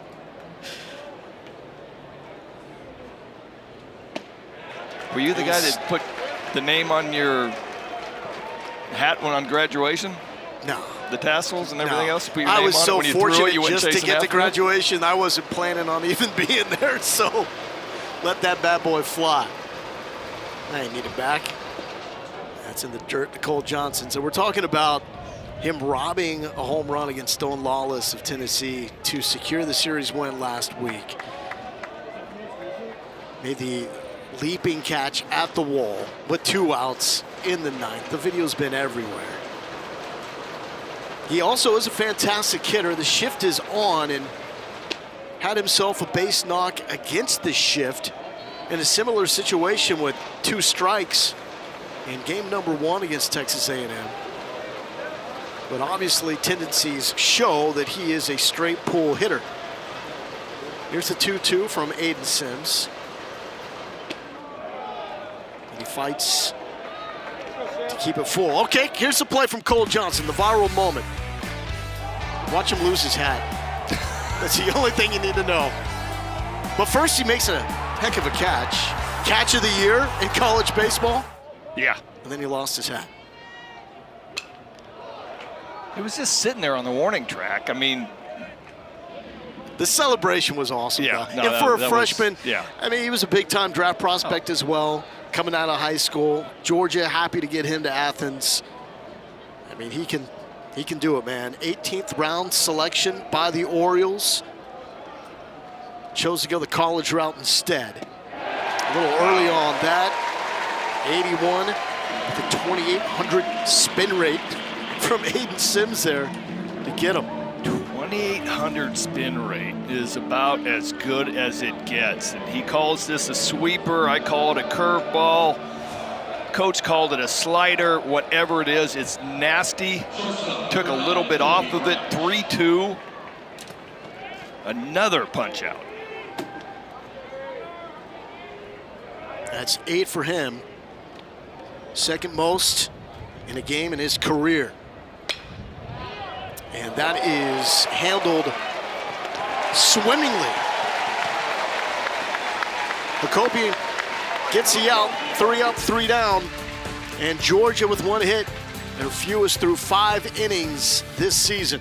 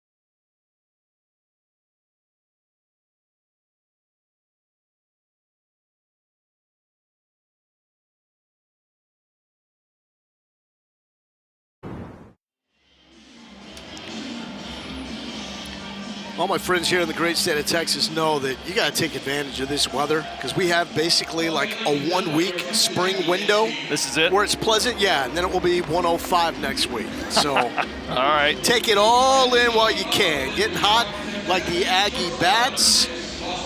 First 2 games, that was not the case. Only 14 hits, 4 of them extra base hits, no home runs.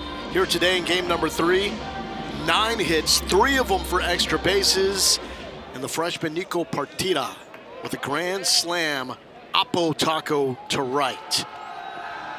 His running mate on the left side of the A&M infield, Boston Kellner. So you got a freshman left side for the Aggies. Kellner has been on twice via the walk. That has been a huge issue in this game for the Georgia pitching staff. And that is well hit for the freshman. From Boston, Kellner with the single to left. it's a changeup down and in, stays with it. It's his first official plate appearance on the day. Excuse me, at bat. It's a nice piece of hitting. A lot to like about that freshman left side of the infield.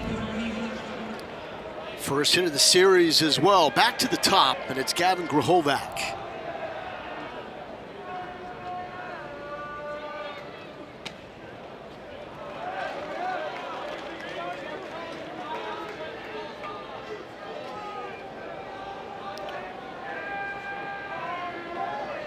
Oh for 3, has driven in a run.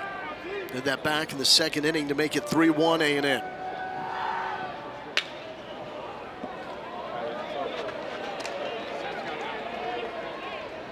Would you had it on your bingo card to have 10 runs by Texas A&M and Grahovac has no hits? No, because especially first 2 games of the series, it was Grahovac, Sorrell, and Hakopian doing the work. This game has been everybody below them. The players that we essentially challenged when we came on air.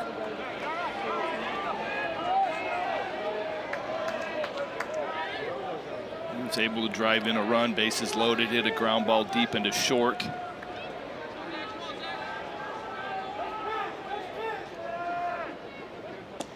He's actually probably been the one A&M hitter that has been behind almost every at-bat other than the first one of the game where he jumped on the first pitch.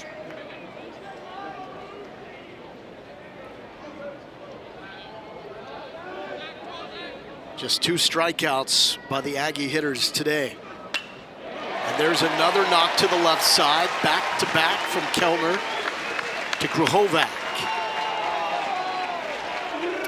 Elite Two-strike approach there from Grahovac. Yeah, really good. Zach Brown goes with a 91-mile-an-hour two-seam fastball down and in.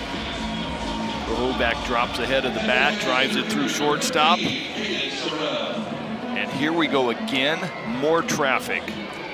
For the guy that you do not want to have traffic to sift through. Sorrell entered the game with 38, driven in, the most in the SEC. Sweet, swinging lefty that's grown up in this Texas A&M program and has turned into one of the most feared hitters on the planet.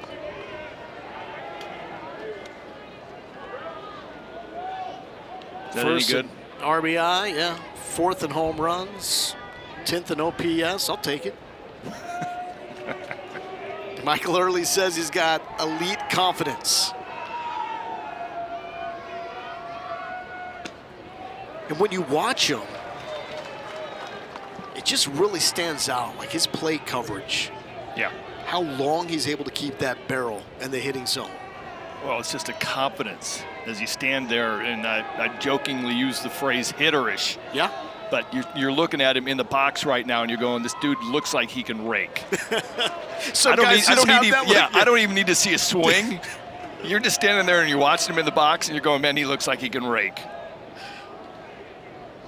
Both of his grandfathers, Billy Sorrell and Tom Griffin, played in the big leagues, so he's got the bloodlines.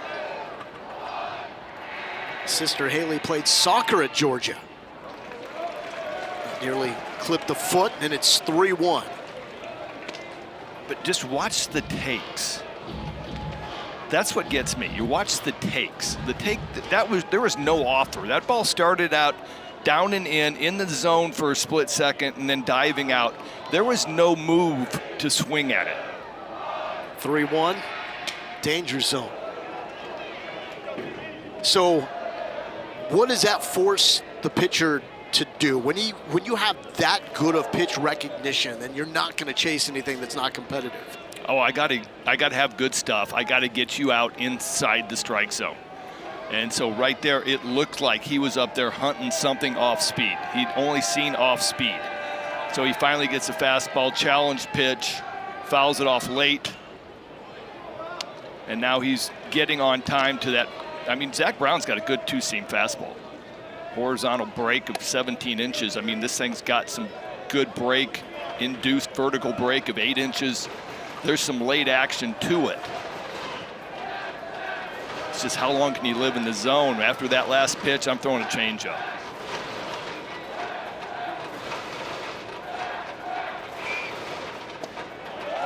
Ain't gonna work. Free pass and the bases are loaded.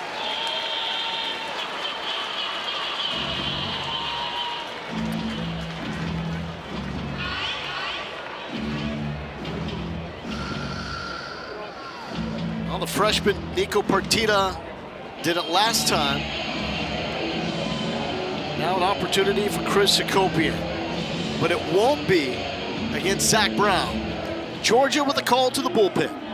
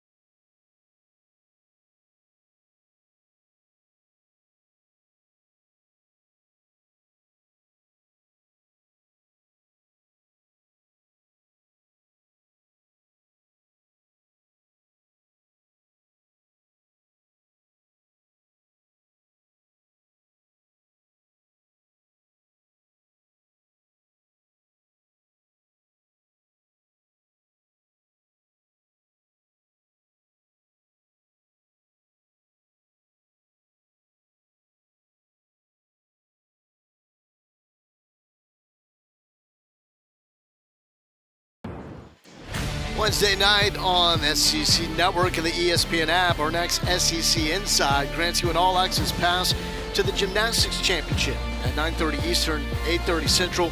We'll get the never-before-seen footage and sound from gymnasts and coaches. Brad Pruitt becomes the second straight Georgia pitcher to enter the game with the bases loaded, no-out situation. Good luck, young man.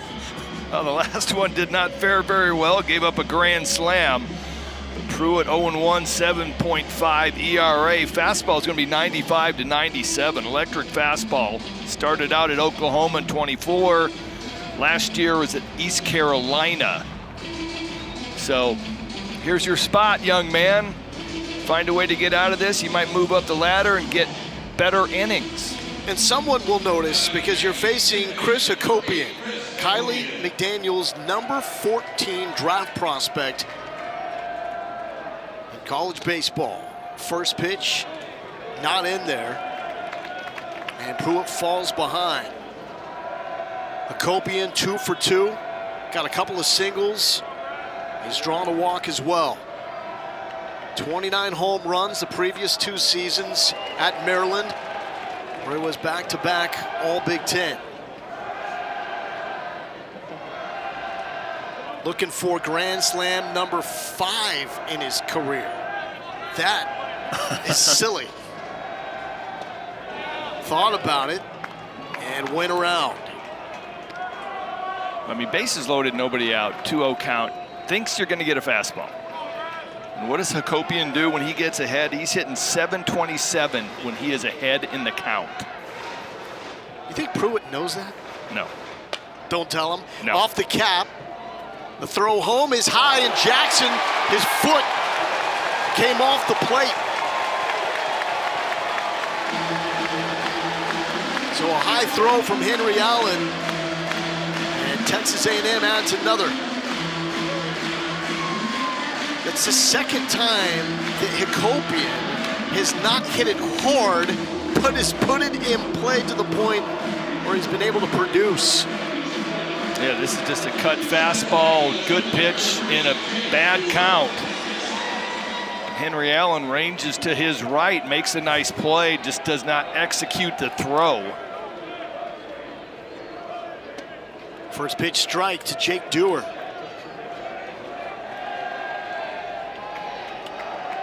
Just a little bit of watching Pruitt walking back and just a head drop, like, man, made a good pitch. Run still comes in. In one of those afternoons for Georgia, a team that never trailed in the first 2 games. Yeah. We still haven't seen this 95 to 97 mile an hour fastball yet. It's been change-ups and cutters. Saving it up. What does he do? Maybe right here to Dewar. Just dinks it to the left side. It doesn't matter how hard you hit it. A&M finding all the green they need.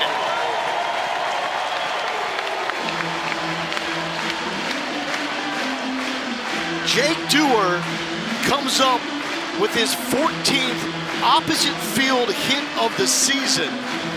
That is number 8 nationally. This is just a professional approach going, all right, you know what, I'm not going to strike out looking. I'm just going to find a way to spoil this pitch because it was a pretty decent backdoor slider. And he leans out there, flicks it into left field, double down the left field line, 2 RBI, and the route is on. A lot of bubbles here in College Station. Here's Bender up. Last time up, struck out with the bases loaded. Big swing on the first offering. I want to go back, though, to Jake Dewar using the opposite field, because that was with 2 strikes as well. It's now 8 opposite field hits with 2 strikes. Number 5 nationally. I mean, that's the best approach that you can possibly have. As a former pitcher, if you're going to use the opposite field on everything, and that's going to keep you on line for the off speed a little bit longer. It's going to keep you back. Bender up just misses a barrel with center field. It should be deep enough to score Hakopian, and it is. Dewar moves up to third. and it's 14-1 Texas A&M. And you ain't out of the woods yet, because it's Nico Partita, the freshman with the Apo Taco Grand Slam his last time up. That was a breakthrough moment. Zach Brown, the pitcher for Georgia, looked like he had a chance to get out of it. Got a big first out. Bases loaded. You get out of it. You feel like, all right, maybe Georgia's offense has got a chance to wake up. And Partita takes him Apo. Another missile to the left side. Dewar scores. Partita comes up with his 4th hit of the game.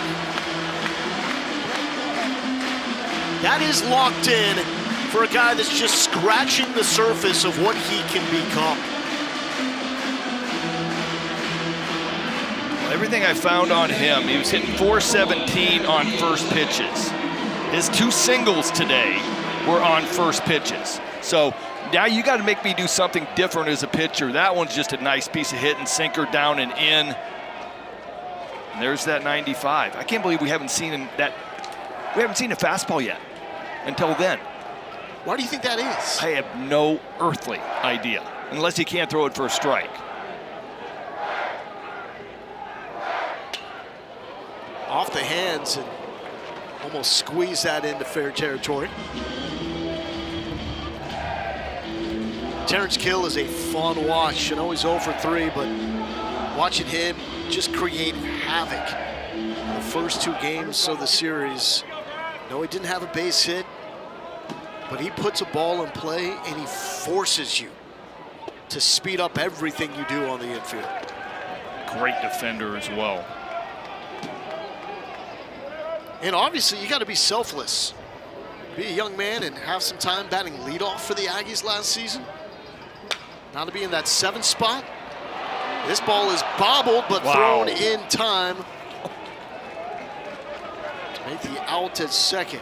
O'Shaughnessy barely avoided an error. Wow. How athletic is this? Ranging to his left. Catches the ball, falls down, and from his knees quickly throws a little dart to get the second out. I made the line. I crossed. I thought that was the 3rd out. Felt like the 3rd out. It's been a long inning, my man. Here's Bear Harrison. All right, so 3rd inning, they bat 8. 4th inning, A&M bat 7. We are on our 9th hitter now. And you were worried about their offense in the open. Just, spread some of it out a little bit, right? Hey, man, you'll take it when you can get it. This is such a tough conference.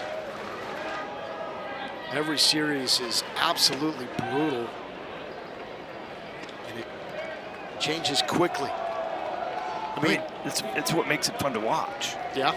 Everything is usually coming down to Sunday on who wins the series and the big switch game of winning 2, losing 2.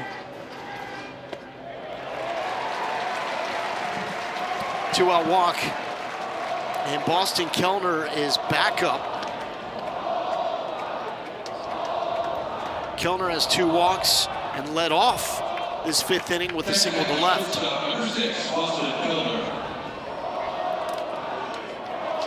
And these Sunday games, man, this is always when it gets a little even more wild. Yeah. Arms are a little more stressed. It's very rare to see an SEC team or any team in college baseball for that matter that's going to roll out 3 elite starters one after the next. So teams piecing that pitching component together a little bit more, and it's fragile, fleeting. I've heard more coaches this year bring it up going, you got to win the game when you got it. So I'm going to use my good guys out of the pen. Friday, Saturday, if I got the slimmest chance of winning that one game, I'm taking that chance. I'm using my guys. And we talked about Georgia using their guys game 1, game 2 to lock it up and lock it down. Now I'm officially again distracted. I can barely announce. I don't know what I'd be doing on the mound.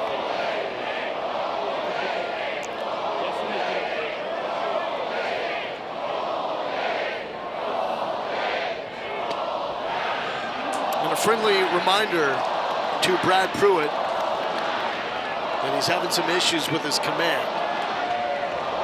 They're so accommodating and kind here at College Station. Now the new guy gets the ball 9 chant.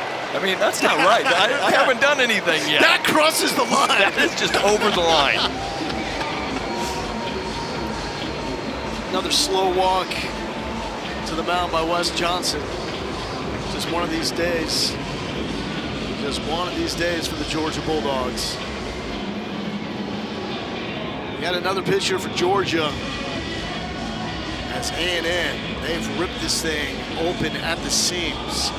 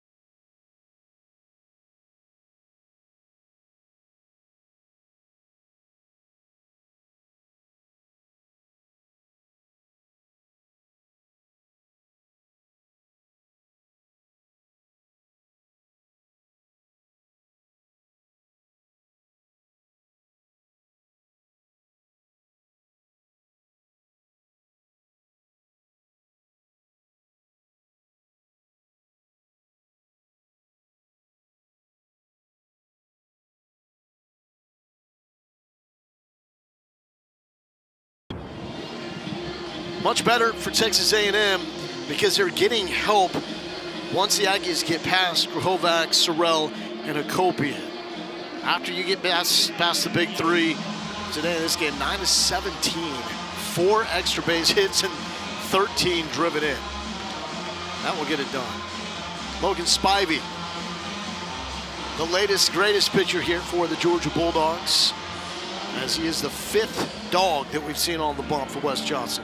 3rd game, no ERA, no record, 2/3 of an inning, 3 walks, 1 strikeout. And he walks into a bases loaded, 2 out. Obviously, ball 9 count by the fans here. It's not his. It's not his, doesn't count. Well, now it's his. Now he's a part of it.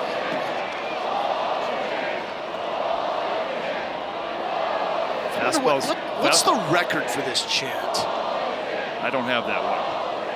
I should. As a good analyst, I should have that. I should have it as well.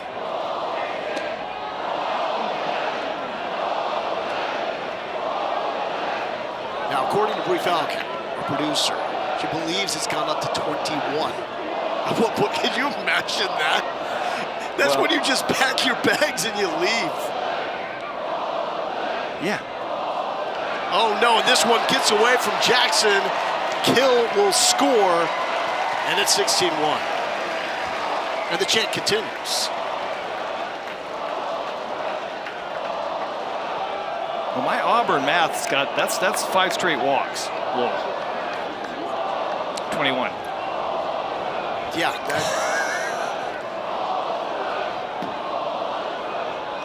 8 walks issued by Georgia in this 3rd game. Dogs have clinched the series. They were looking for the sweep. At this point, it's a long shot. Long shot, because this is ugly with a capital U. On the bright side, though, Logan Spivey delivers a strike. And it's 3-1 to Gavin Grohovac.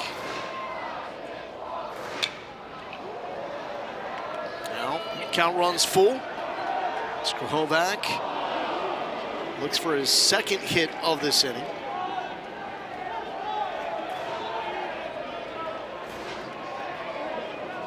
Kellner and Grahovac started off with back-to-back singles. Sorrell walked. Hakopian hit a ground ball that was mishandled by the Georgia infield to score the first run. And this is chopped to the left side. Branch makes the throw and it gets away. That's going to allow Bear Harrison to score. And it is a lot to a little. 17-1. Branch knows that's his only play. Soft roller, 56 hole. Goes to his right. He's hoping O'Shaughnessy goes with him. He did. Just had no window to throw that ball into. Will go down as a fielder's choice. And the inning continues. Back to Sorrell. Sorrell walked his first time up.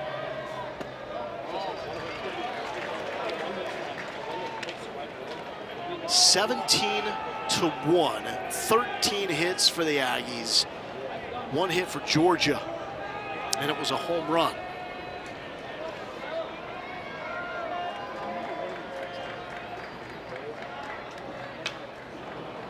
Texas A&M, though, set the tone in the first inning, Platon 2. And it's not like they smoked the ball to do that. Grahovac had a line out to right field. Sorrell walked. Hakopian had a blooper. And Dewar drove in the first run with an infield ground ball.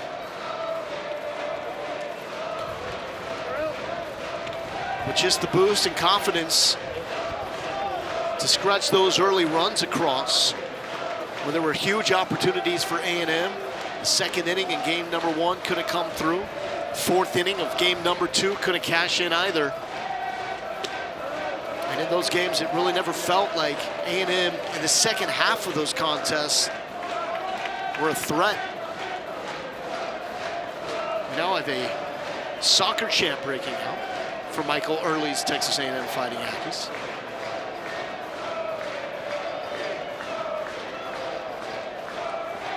(3-1) to Sorrell. And that is walk number 9, a season high for Georgia. Sorrell's second walk of this inning. Oh no.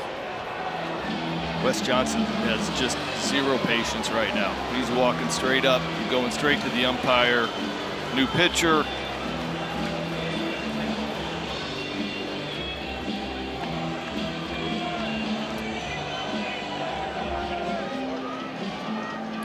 Well, we're going to bring in another pitcher for the Georgia Bulldogs.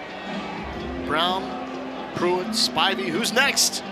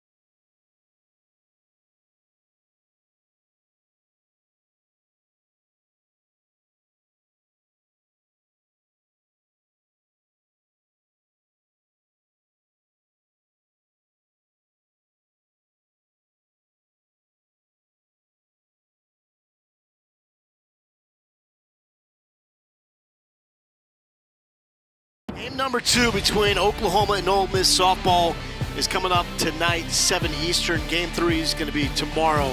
Greg Olson, take one guess. How many home runs does Oklahoma softball have this season? How many games? 32. 120. No. Are you serious? Yeah. 122. Dang it, I was off. Were you cheating? No, I was figuring 4 a game. They're that good, right? Yeah, they are that good.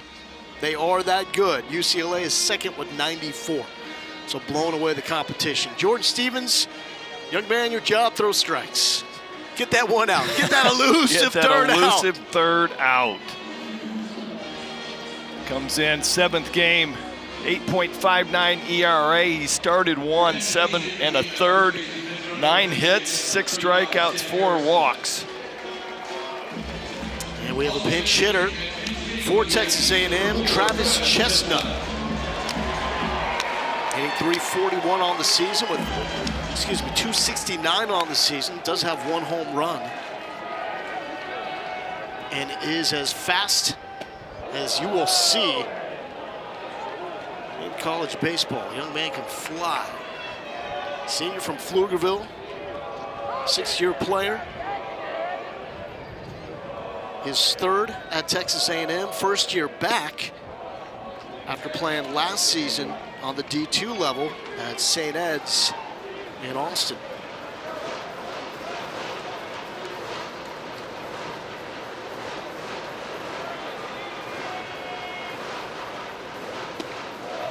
Found his power stroke on the D2 level. 11 home runs, 54 RBI season to go. Set a school record with 40 stolen bases.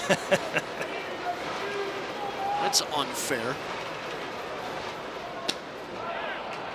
98 from Jordan Stevens.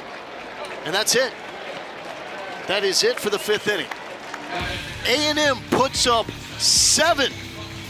And it's a 17-1 lead in game number 3.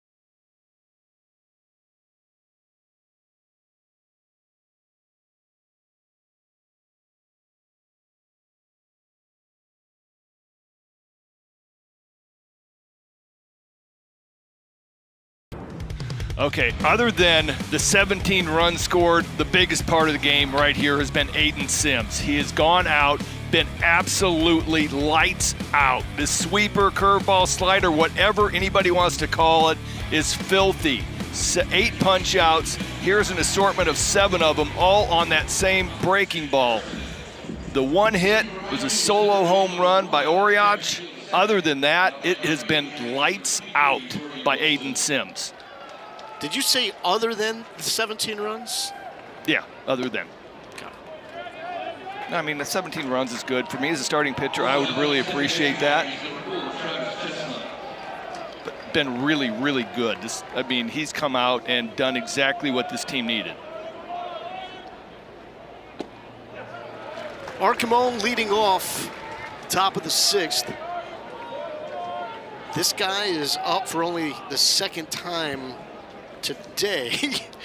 Kellner, Grahovac, Sorrell, they were up twice last inning. Yeah, it's been that day. I'm kind of surprised Aiden Sims is coming back out. I don't have on my watch how long that last inning was, just the bottom half, but it has been 30 minutes-ish. I guess what is the downside? If you're not concerned about the length, if it wasn't too long, he's still fresh, the arm is warm, what is the potential downside to you? I mean, for me, it is the length of time.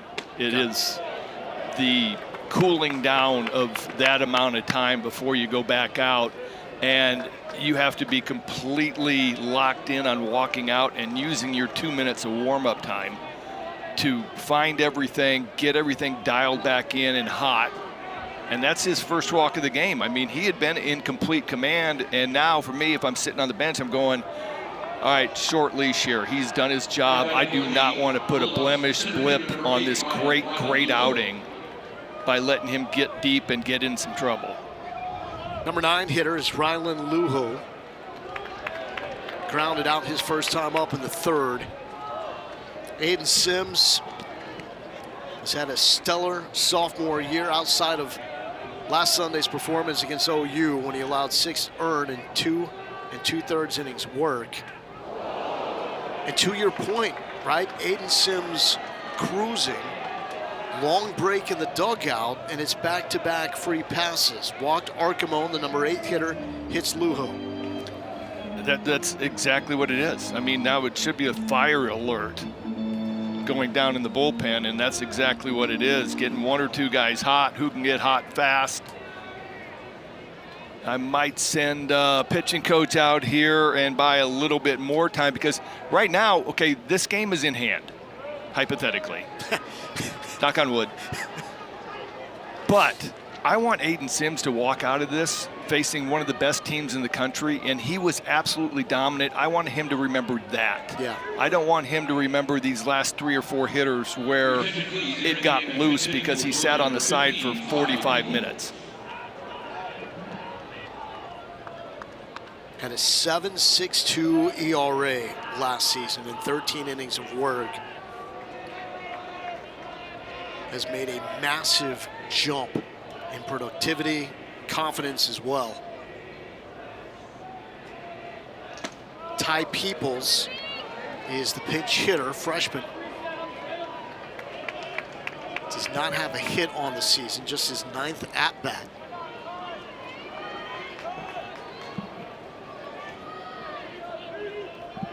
I love the fact both these coaches, you know, opening up the roster a little bit. And Peoples blasts this one, a gap shot. And Georgia comes up with the 2-run double. That's one way. Get your first hit. And away Ty Peoples. Fastball, middle. People's up there going, you know what? I don't get very many opportunities right now on this great offense. Takes advantage of it, laces a double in the gap. And I know it's a little thing, right? It's all about winning. But ultimately, you look at numbers, right? That ERA takes a hit.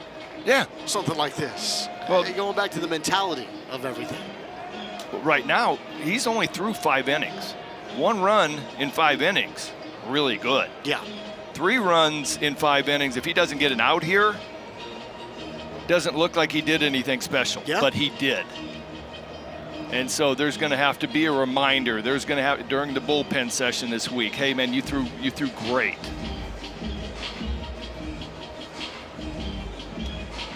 Pitching coach Jason Kelly out to have a word with Aiden Sims, and he's going to stay in there at 81 pitches.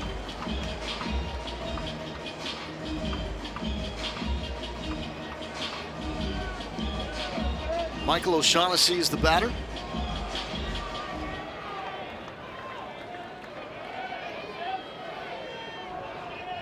saw Fresh Corn getting hot. He has not thrown this series. They have not been in a position to use him. You certainly, when you wake up in the morning and it's 17-1, you're going, okay, I'm not using my best dude in this spot. But now you are. Now you're going, hey man, I want to get out of here. I want to get get Aiden Sims off this hook right here. Do you also want to make sure you throw a guy like that in a weekend series, regardless? Yes. Yeah, you want to get him a little bit of work. You know, as the game was getting out of hand, you're probably trying to figure out where to get him in just for an inning. To the right side, Grohovac takes it by himself. 2 down. Excuse me. First out recorded this inning. All right, now we've both done that. One to one. There's been some long innings, man. Like you said, counting, not a strong suit.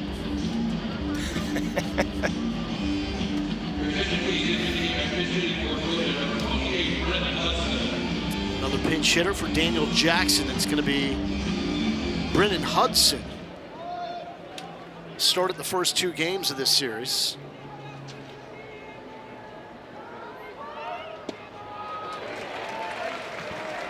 What I was saying before Peoples laced that double in the gap was I really like the fact that, okay, it's 17-1, but both of these coaches are getting in some of the guys that need at-bats, that work hard all week, and getting them a meaningful at-bat, a meaningful inning out in the field, or 2 meaningful innings out in the field. In a day and age of where it's like I got to keep pouring it on, I got to make sure I get the 10-run rule, I got to get, other different varying reasons, which honestly I don't quite get. I'd rather get these guys the at-bats. Hudson's just trying to break in his new Marucci. I don't know if you saw in game number 1, snapped his bat in half. And it wasn't a 2-piece bat, like where you see him come off at the connector. I mean, he snapped that thing You on don't the see handle. that, yeah. That's why you don't use your game bats in batting practice. Yeah, I know you want to get the feel for save it, but the hits. yeah. That thing's only got so many hits in it. You can't waste it during batting practice. Here it was. Check this out. I mean, like a toothpick. Wow. You got to be careful where you discard that handle, man. Send someone to the ER with that thing. I'll tell you, that's a nice fastball running in on the hands and a jam shot, because he was left holding about 6 inches of a nub. This is dying into the glove of Chestnut. 2 down, fine play. He's got range, man. That dude has wheels out there. That's just a great play. Great athletic play. Here comes Coach Michael early. Makes the play. The runner at third base is going back to tag. And then Chestnut falls down, and it's like Wes Johnson, third base coach, is looking at him going, what are you doing here? Awesome reception for Aiden Sims as his afternoon comes to a close.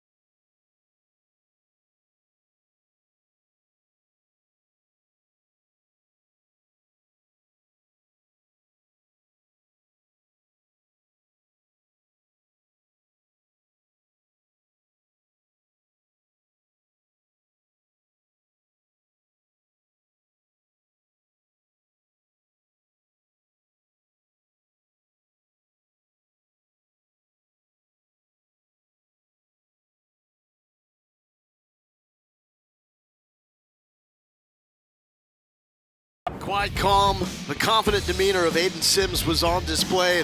Greg, this is huge for a guy that got roughed up in rough conditions a week ago against OU. Well, now, sitting here watching his game, that great breaking ball that he's got, you throw in 50-mile-an-hour winds, I have no earthly idea where to start the pitch, where to land the pitch. Now, in really nice conditions, he was lights out. He does not deserve those 3 earned runs. Yeah. I'm doing a mulligan on those 2, and I'm wiping it out, and I'm making it 1 earned run, 5 innings. And that's my line for him. Yeah, 2 of the free passes in that double. Yeah. That was coming off that 7-run 5th inning that the Aggie bats put up. Yep. Long delay before he went out for this, the top of the 6th inning. Clayton Freshcorn gets the call. He's the closer for the Aggies. Correct me if I'm wrong, this is not a safe situation. No, I don't think it is. Unless we're going to get into the 8th inning, then it would be. But 17-3. I'm going out there I'm saving my dude's run. We got an Aiden Sims run over at third base.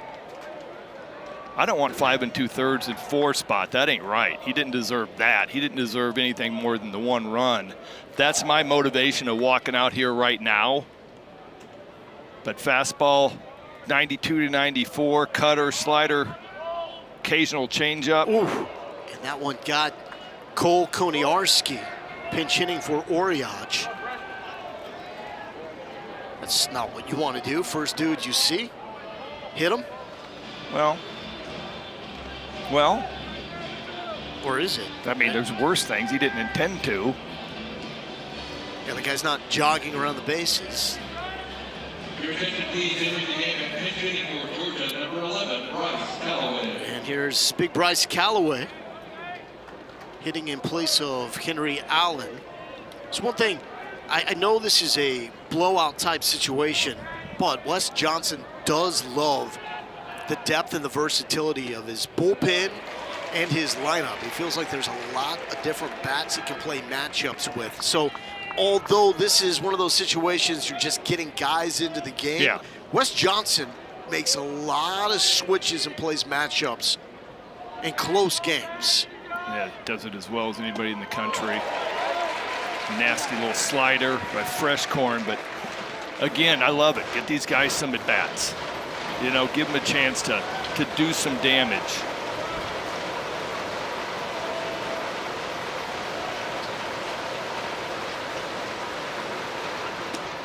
Did he go? He did not.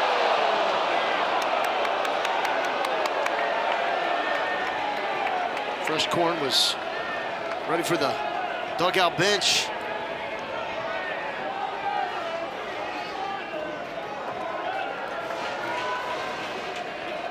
It was close. I mean, old school 17-3. I'm ringing it up, but I'm not over there at first base. To center. Kill is out there now, moving over from right and makes the catch. Go to the bottom of the 6. Aggies in cruise control, 17-3 leaders over Georgia.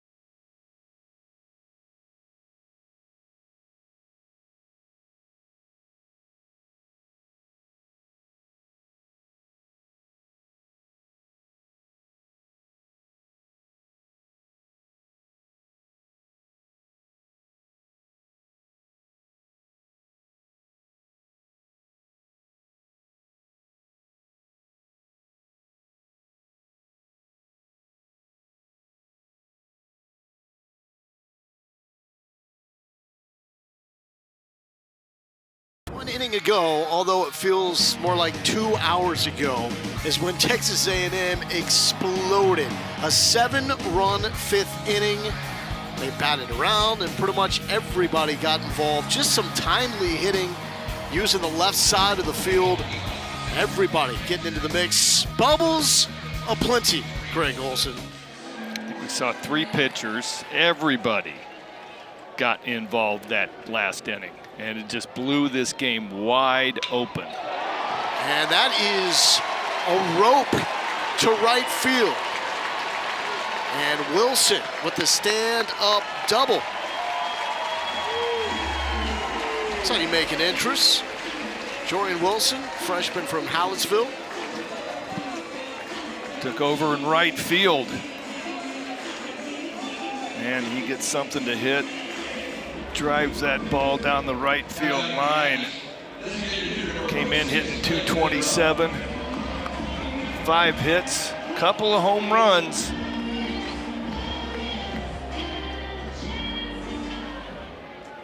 Here's Bender up.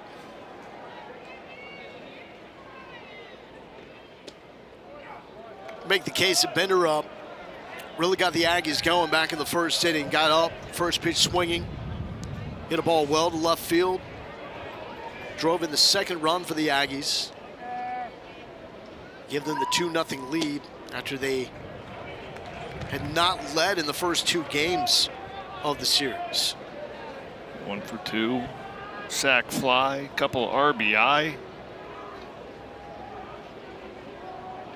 Nice plug and play by Coach Early in your lineup decisions. You know, it's kind of like your fantasy football when you go against the grain a little bit and you make this move right here. Yeah.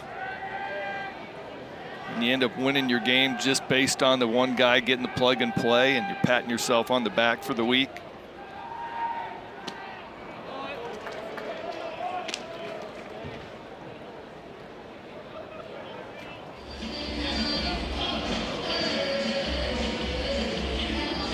And a pinch hitter for Nico Partita now. It's Sawyer Fall.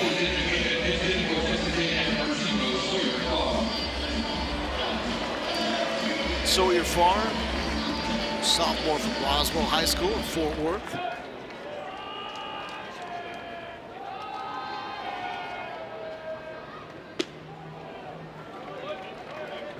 So Partita was looking for a triple to complete the cycle.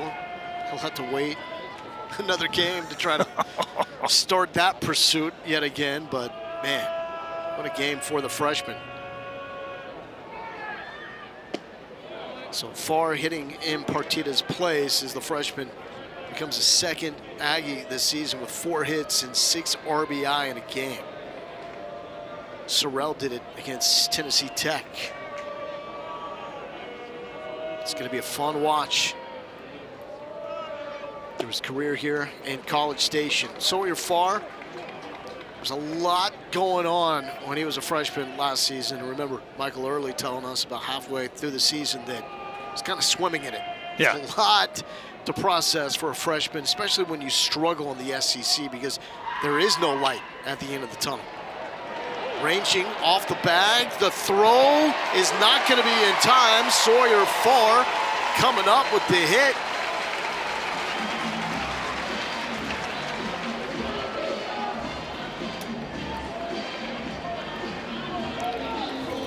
Well, when it rains, it pours. Nice job of covering first base, just not in time. Not sure what Jorian Wilson was doing, but he did not leave second base and go to third. I just saw a look over into the dugout going, my bad.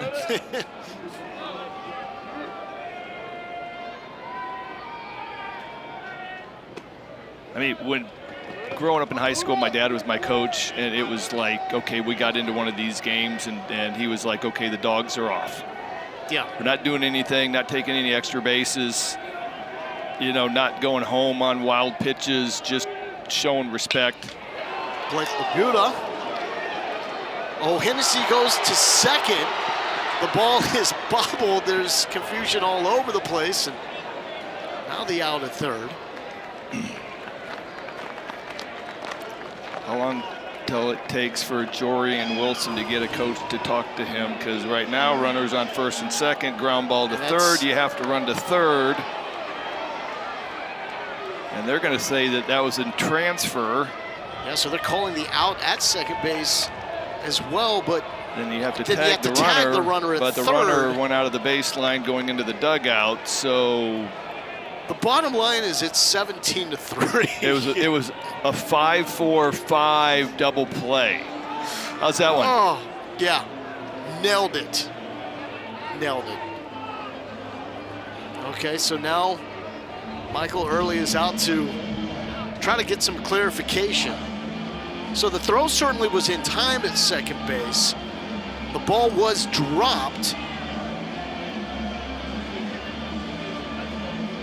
And there was the call on the field that the runner advancing to second base was out, with the drop being on the transfer. That's what they called. And then Jory and Wilson just ran on by when the drop ended up turning into what looked like a force out at third base. So he just ran out of play, but they should have tagged him. Yep. I'm sticking with my 5-4-5. First time I have ever called that double play. 5-4-5. Double play in a Butte.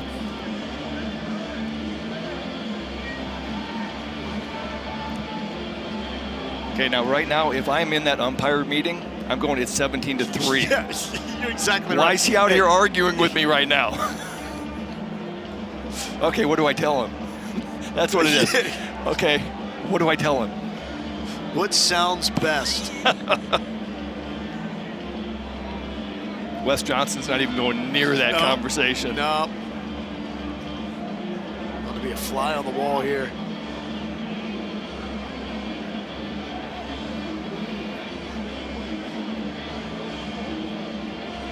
I mean, the wild thing is both teams have guys in the game that haven't played a lot this season. And so they're running around making plays defensively and offensively for the first time in a long while. The game's out of hand at 17-3. This is a long conversation for a play that initially did not look like it had ended the inning. But then, after some clarification, with that call at second base, did send Georgia off the field to grab the bats. All right. All right, this is what I'm telling him. All right. You stay over there. Yeah, they say you get your bat. You're still hitting. It's 17-3. That's it. That's all I'm saying. It's 17-3. Michael Early just wants to make sure this is going down as a dub, and I cannot blame him. Yeah, I mean, remember, he said the point of emphasis for this year, attention to detail, the little things. Yes. This is one of those little things. And regardless, it's going to be a coaching moment. I mentioned with Jory and Wilson, to make sure you avoid situations like this for when it does really, really count. Oh, now we got Wes Johnson coming out. but you can't possibly send Jorian back to third base. He's going back to third base. He ran out of the baseline. He ran ran into to the the dugout. Now, does there... If I'm Wes Johnson, I am borderline upset. All right. Okay, so here it is. Ball is put into play. O'Shaughnessy to second. There's the out signal, so Wilson needs to be tagged. He is not, so he runs over the bag and straight to the dugout. But technically, are you not out of the base path until an attempt is made to tag you? But when you go in the dugout, you're out of every base path. Yes, I understand the third base umpire called him out. Okay, so maybe you have some sort of an argumentative rule that the umpire called you out and that was a mistake, you needed to tag him. But as soon as he stepped over third base, you're back in play.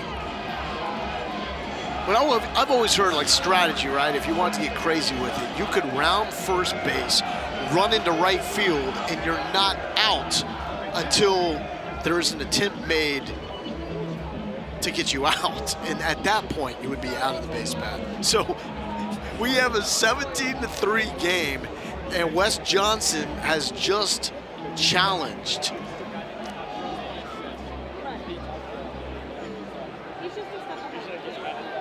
This is absolutely bizarre. You know what? The one thing that I always loved about coming to the ballpark was seeing something I've never seen before. Amen. You got it right here.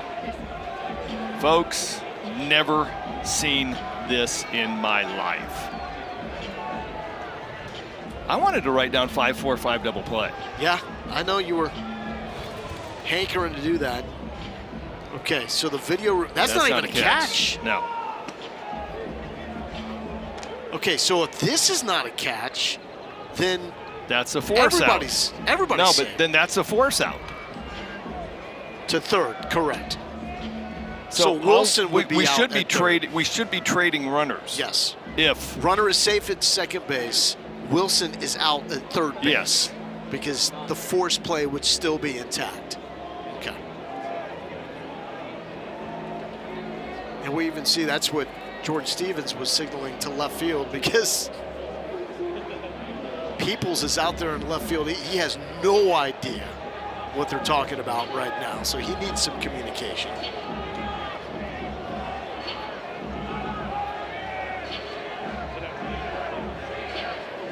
And so now Stevens gets some warm-up pitches.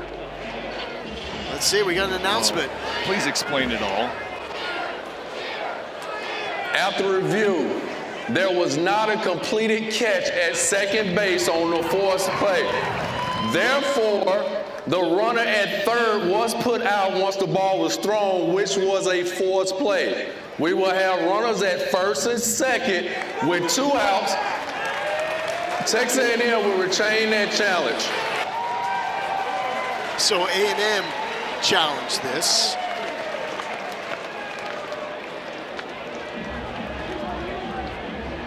No, I think they got that wrong. That was Okay. Georgia challenged it. So they misspoke on A&M retaining challenge. Yeah. All right, let's just move on. Okay, let's just play ball. Moving on. Move on. Here's Jordan Stevens back to work. 15 pitches in, he wants a new baseball. Texas A&M trying to add to the lead, up 17-3. They dropped the first 2 games of this series, trying to avoid the sweep. Now we've got in-inning warm-up pitches for Jordan Stevens because of the long delay. But at the end of the day, it's all about getting it right. I mean, they got the call right. Second base, that was not on the transfer. That was just a flat drop ball. But how often do you got a guy running back at you and getting in your throwing lane? Yeah.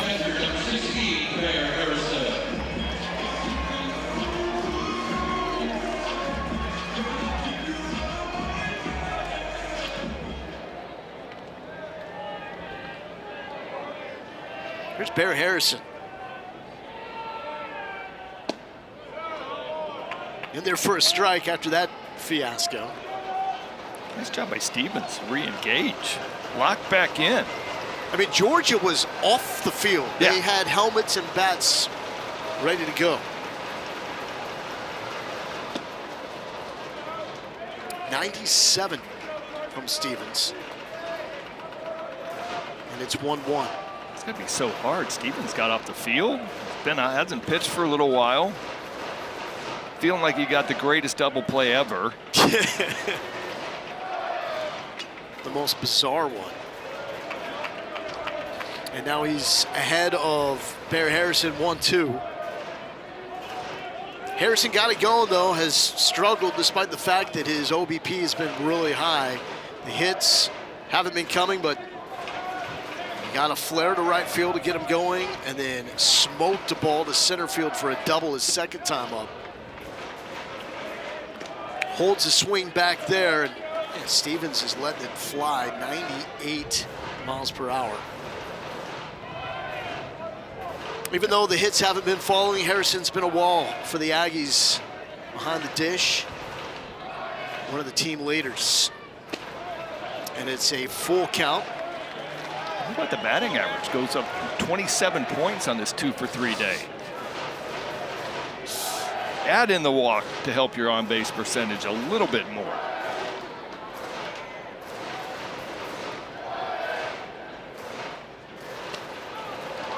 And the inning continues. The 2-out walk issued after the lengthy delay for what was a double play to end the inning that was not. I'm still leaving it. I'm sorry, Lowell. That's just like, that's blank on my scorecard right now. I'm just going, you know what, that's what we got.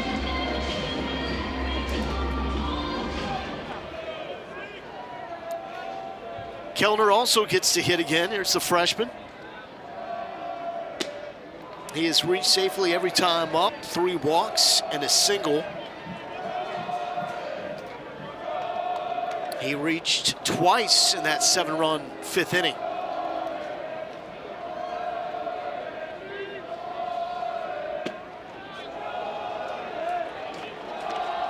Bulldogs have walked 10 batters, most in the game for them since 2024. And I'm not sure that grass has grown back in that straight line that Wes Johnson has been tracking from the Georgia dugout to the mound. It's been a lot of it. 2 hits for the Bulldogs, 1 a solo home run, and really they did not get to Aiden Sims outside of that solo home run until after that lengthy delay. In that 7-run 5th inning, Aggies kept Sims on the mound and issued 2 free passes and then a double.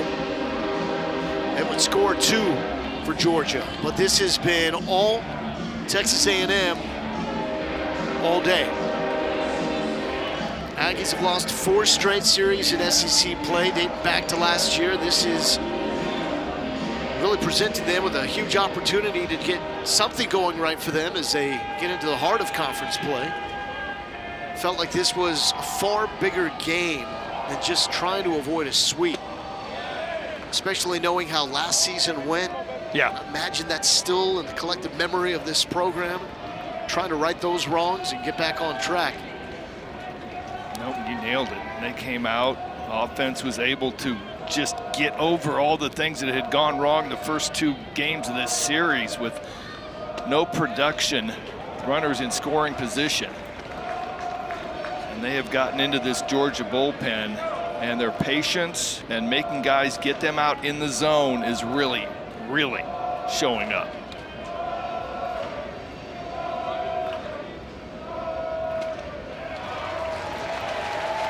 Add to that walk total, 11 walks for Georgia. 4 of them for Kellner.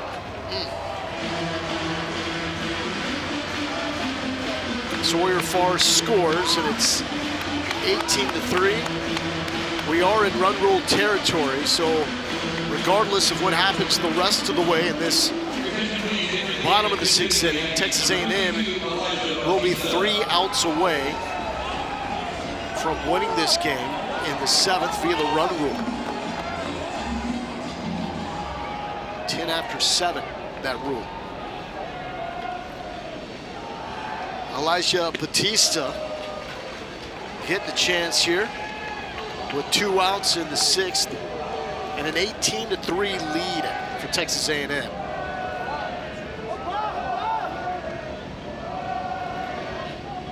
Just Batista's first at bat of the season.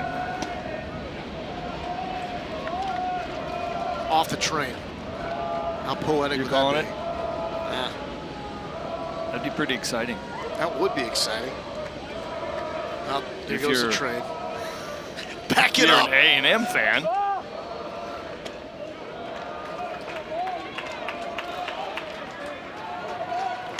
And here's the deal too with Georgia. They're fine. Yeah, It's one game. they're 4-2 in the It's- SEC. They just went to A&M and won 2 out of 3.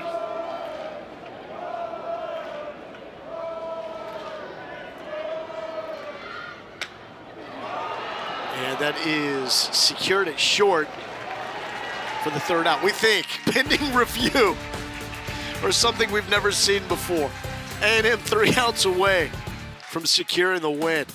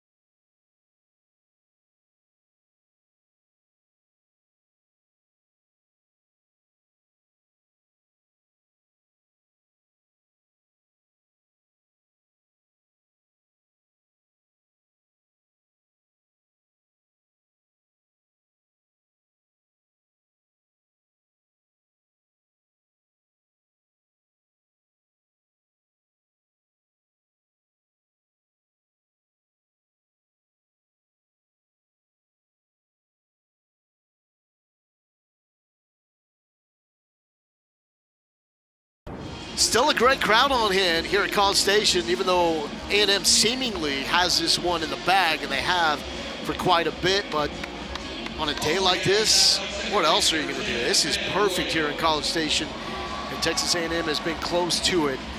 18-3 lead over Georgia, out hitting the Bulldogs 16-2. Most impressively, shutting down arguably the most feared lineup in college baseball this season. The team with the #1 team OPS in the nation, with by far more home runs than anybody in college baseball. Georgia has 2 hits, one of those a home run, but I mean, there hasn't even been a threat at any point when the game has been in the balance. Scott Newman here, hitting for the Dogs. Junior from Illinois. Clayton Freshcorn back out there to wrap this one up. Newman hitting 143 on the year. Got an RBI. Appeared in 20 games so far.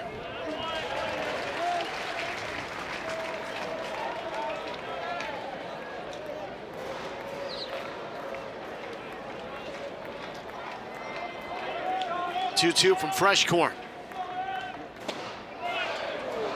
Trying to duck that one. Some moans and groans from the A&M faithful. Thought that was strike 3. That might have got a head tilt out of me. Is that tough to do?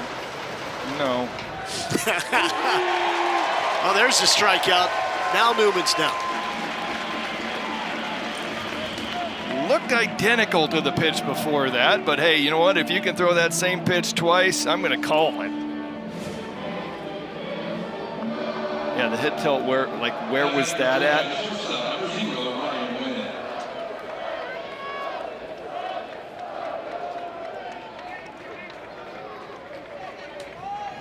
Ryan Wynn hitting down for the Dogs. To right field and caught on the run by Wilson. 2 down.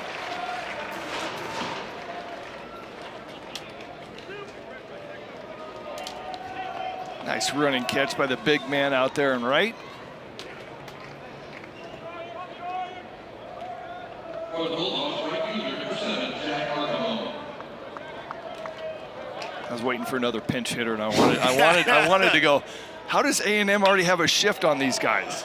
To the gap, and this is trouble off the top of the wall. Arcamone says, we ain't done yet. 3rd hit of the afternoon for Georgia. All extra base knocks, 2 doubles and a home run. But Arkema, 1 for 2 on the day. Bright spot, bottom of the order, gets a first pitch fastball, drives it off the wall. That ball was touched. A couple more feet. 104 off the bat. And it brings out Rylan Luho. 0 for 1, also has been hit by a pitch. Thought about going there in the first offering, 85 out of the hand of Clayton Freshcorn. Called ball. Texas A&M entered the week number 23 in the D1 Baseball Top 25. Won midweek via walk-off. Dropped the first 2 games, 9-4 and 8-2 to these Georgia Bulldogs. That dropped them to 1-4 in SEC play. Needed to just find a way to get that early lead, get some momentum. Oh my goodness, this ball is hammered. That's over the scoreboard. When aided be darned, it don't matter. That ball was destroyed.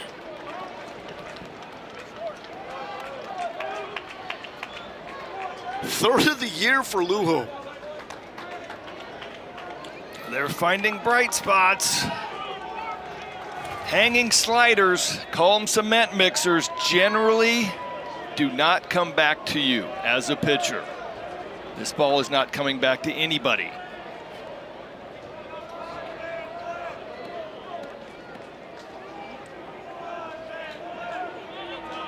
th home run by Georgia this series. That's now 80 on the year. Not sure what Vandy has been up to, but coming into the day, 78 home runs for Georgia. It's 26 more than Vanderbilt. I don't think the wind had anything to do with that. It was just, I mean, projected distance was 400. No. No. They got that wrong. I think it was supposed to be a 5. Well, that's where maybe, got a little boost from the wind. Like it was gone without the wind. He went over the scoreboard. I know. It was touched. It's too high. What do you mean it's too high?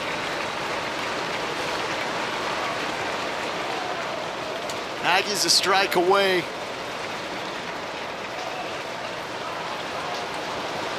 They've got Houston Christian midweek, and then go to Mizzou in SEC play.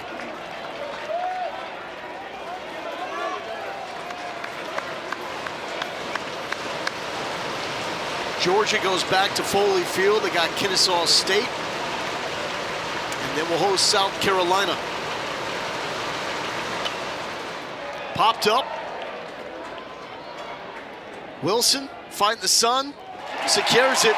And Texas A&M, man, they needed this one, and they find a way, and it wasn't even close. An 18-5 win for Texas A&M over the Georgia Bulldogs. They jumped out to the early lead, had a 7-run 5th inning, and did not look back. Greg, what do you think about the Aggies' significance of this win? I mean, for me, takeaways, Arcade, the offense started to wake up. I saw some length. The freshman on the left side of the infield had great days. So the lineup is lengthening out, and then from Aiden Sims, who was so good on the mound, did not deserve the end line that he got, but just, he was lights out. 11 walks by Georgia certainly did not help the Texas A&M hammering baseball. It's an 18-5 winner against Georgia. Bulldogs take the series, but A&M avoids the sweep. For Greg Olson, I'm Lowell Galindo. Now to the studio, and Peter Burns. Regarding the game.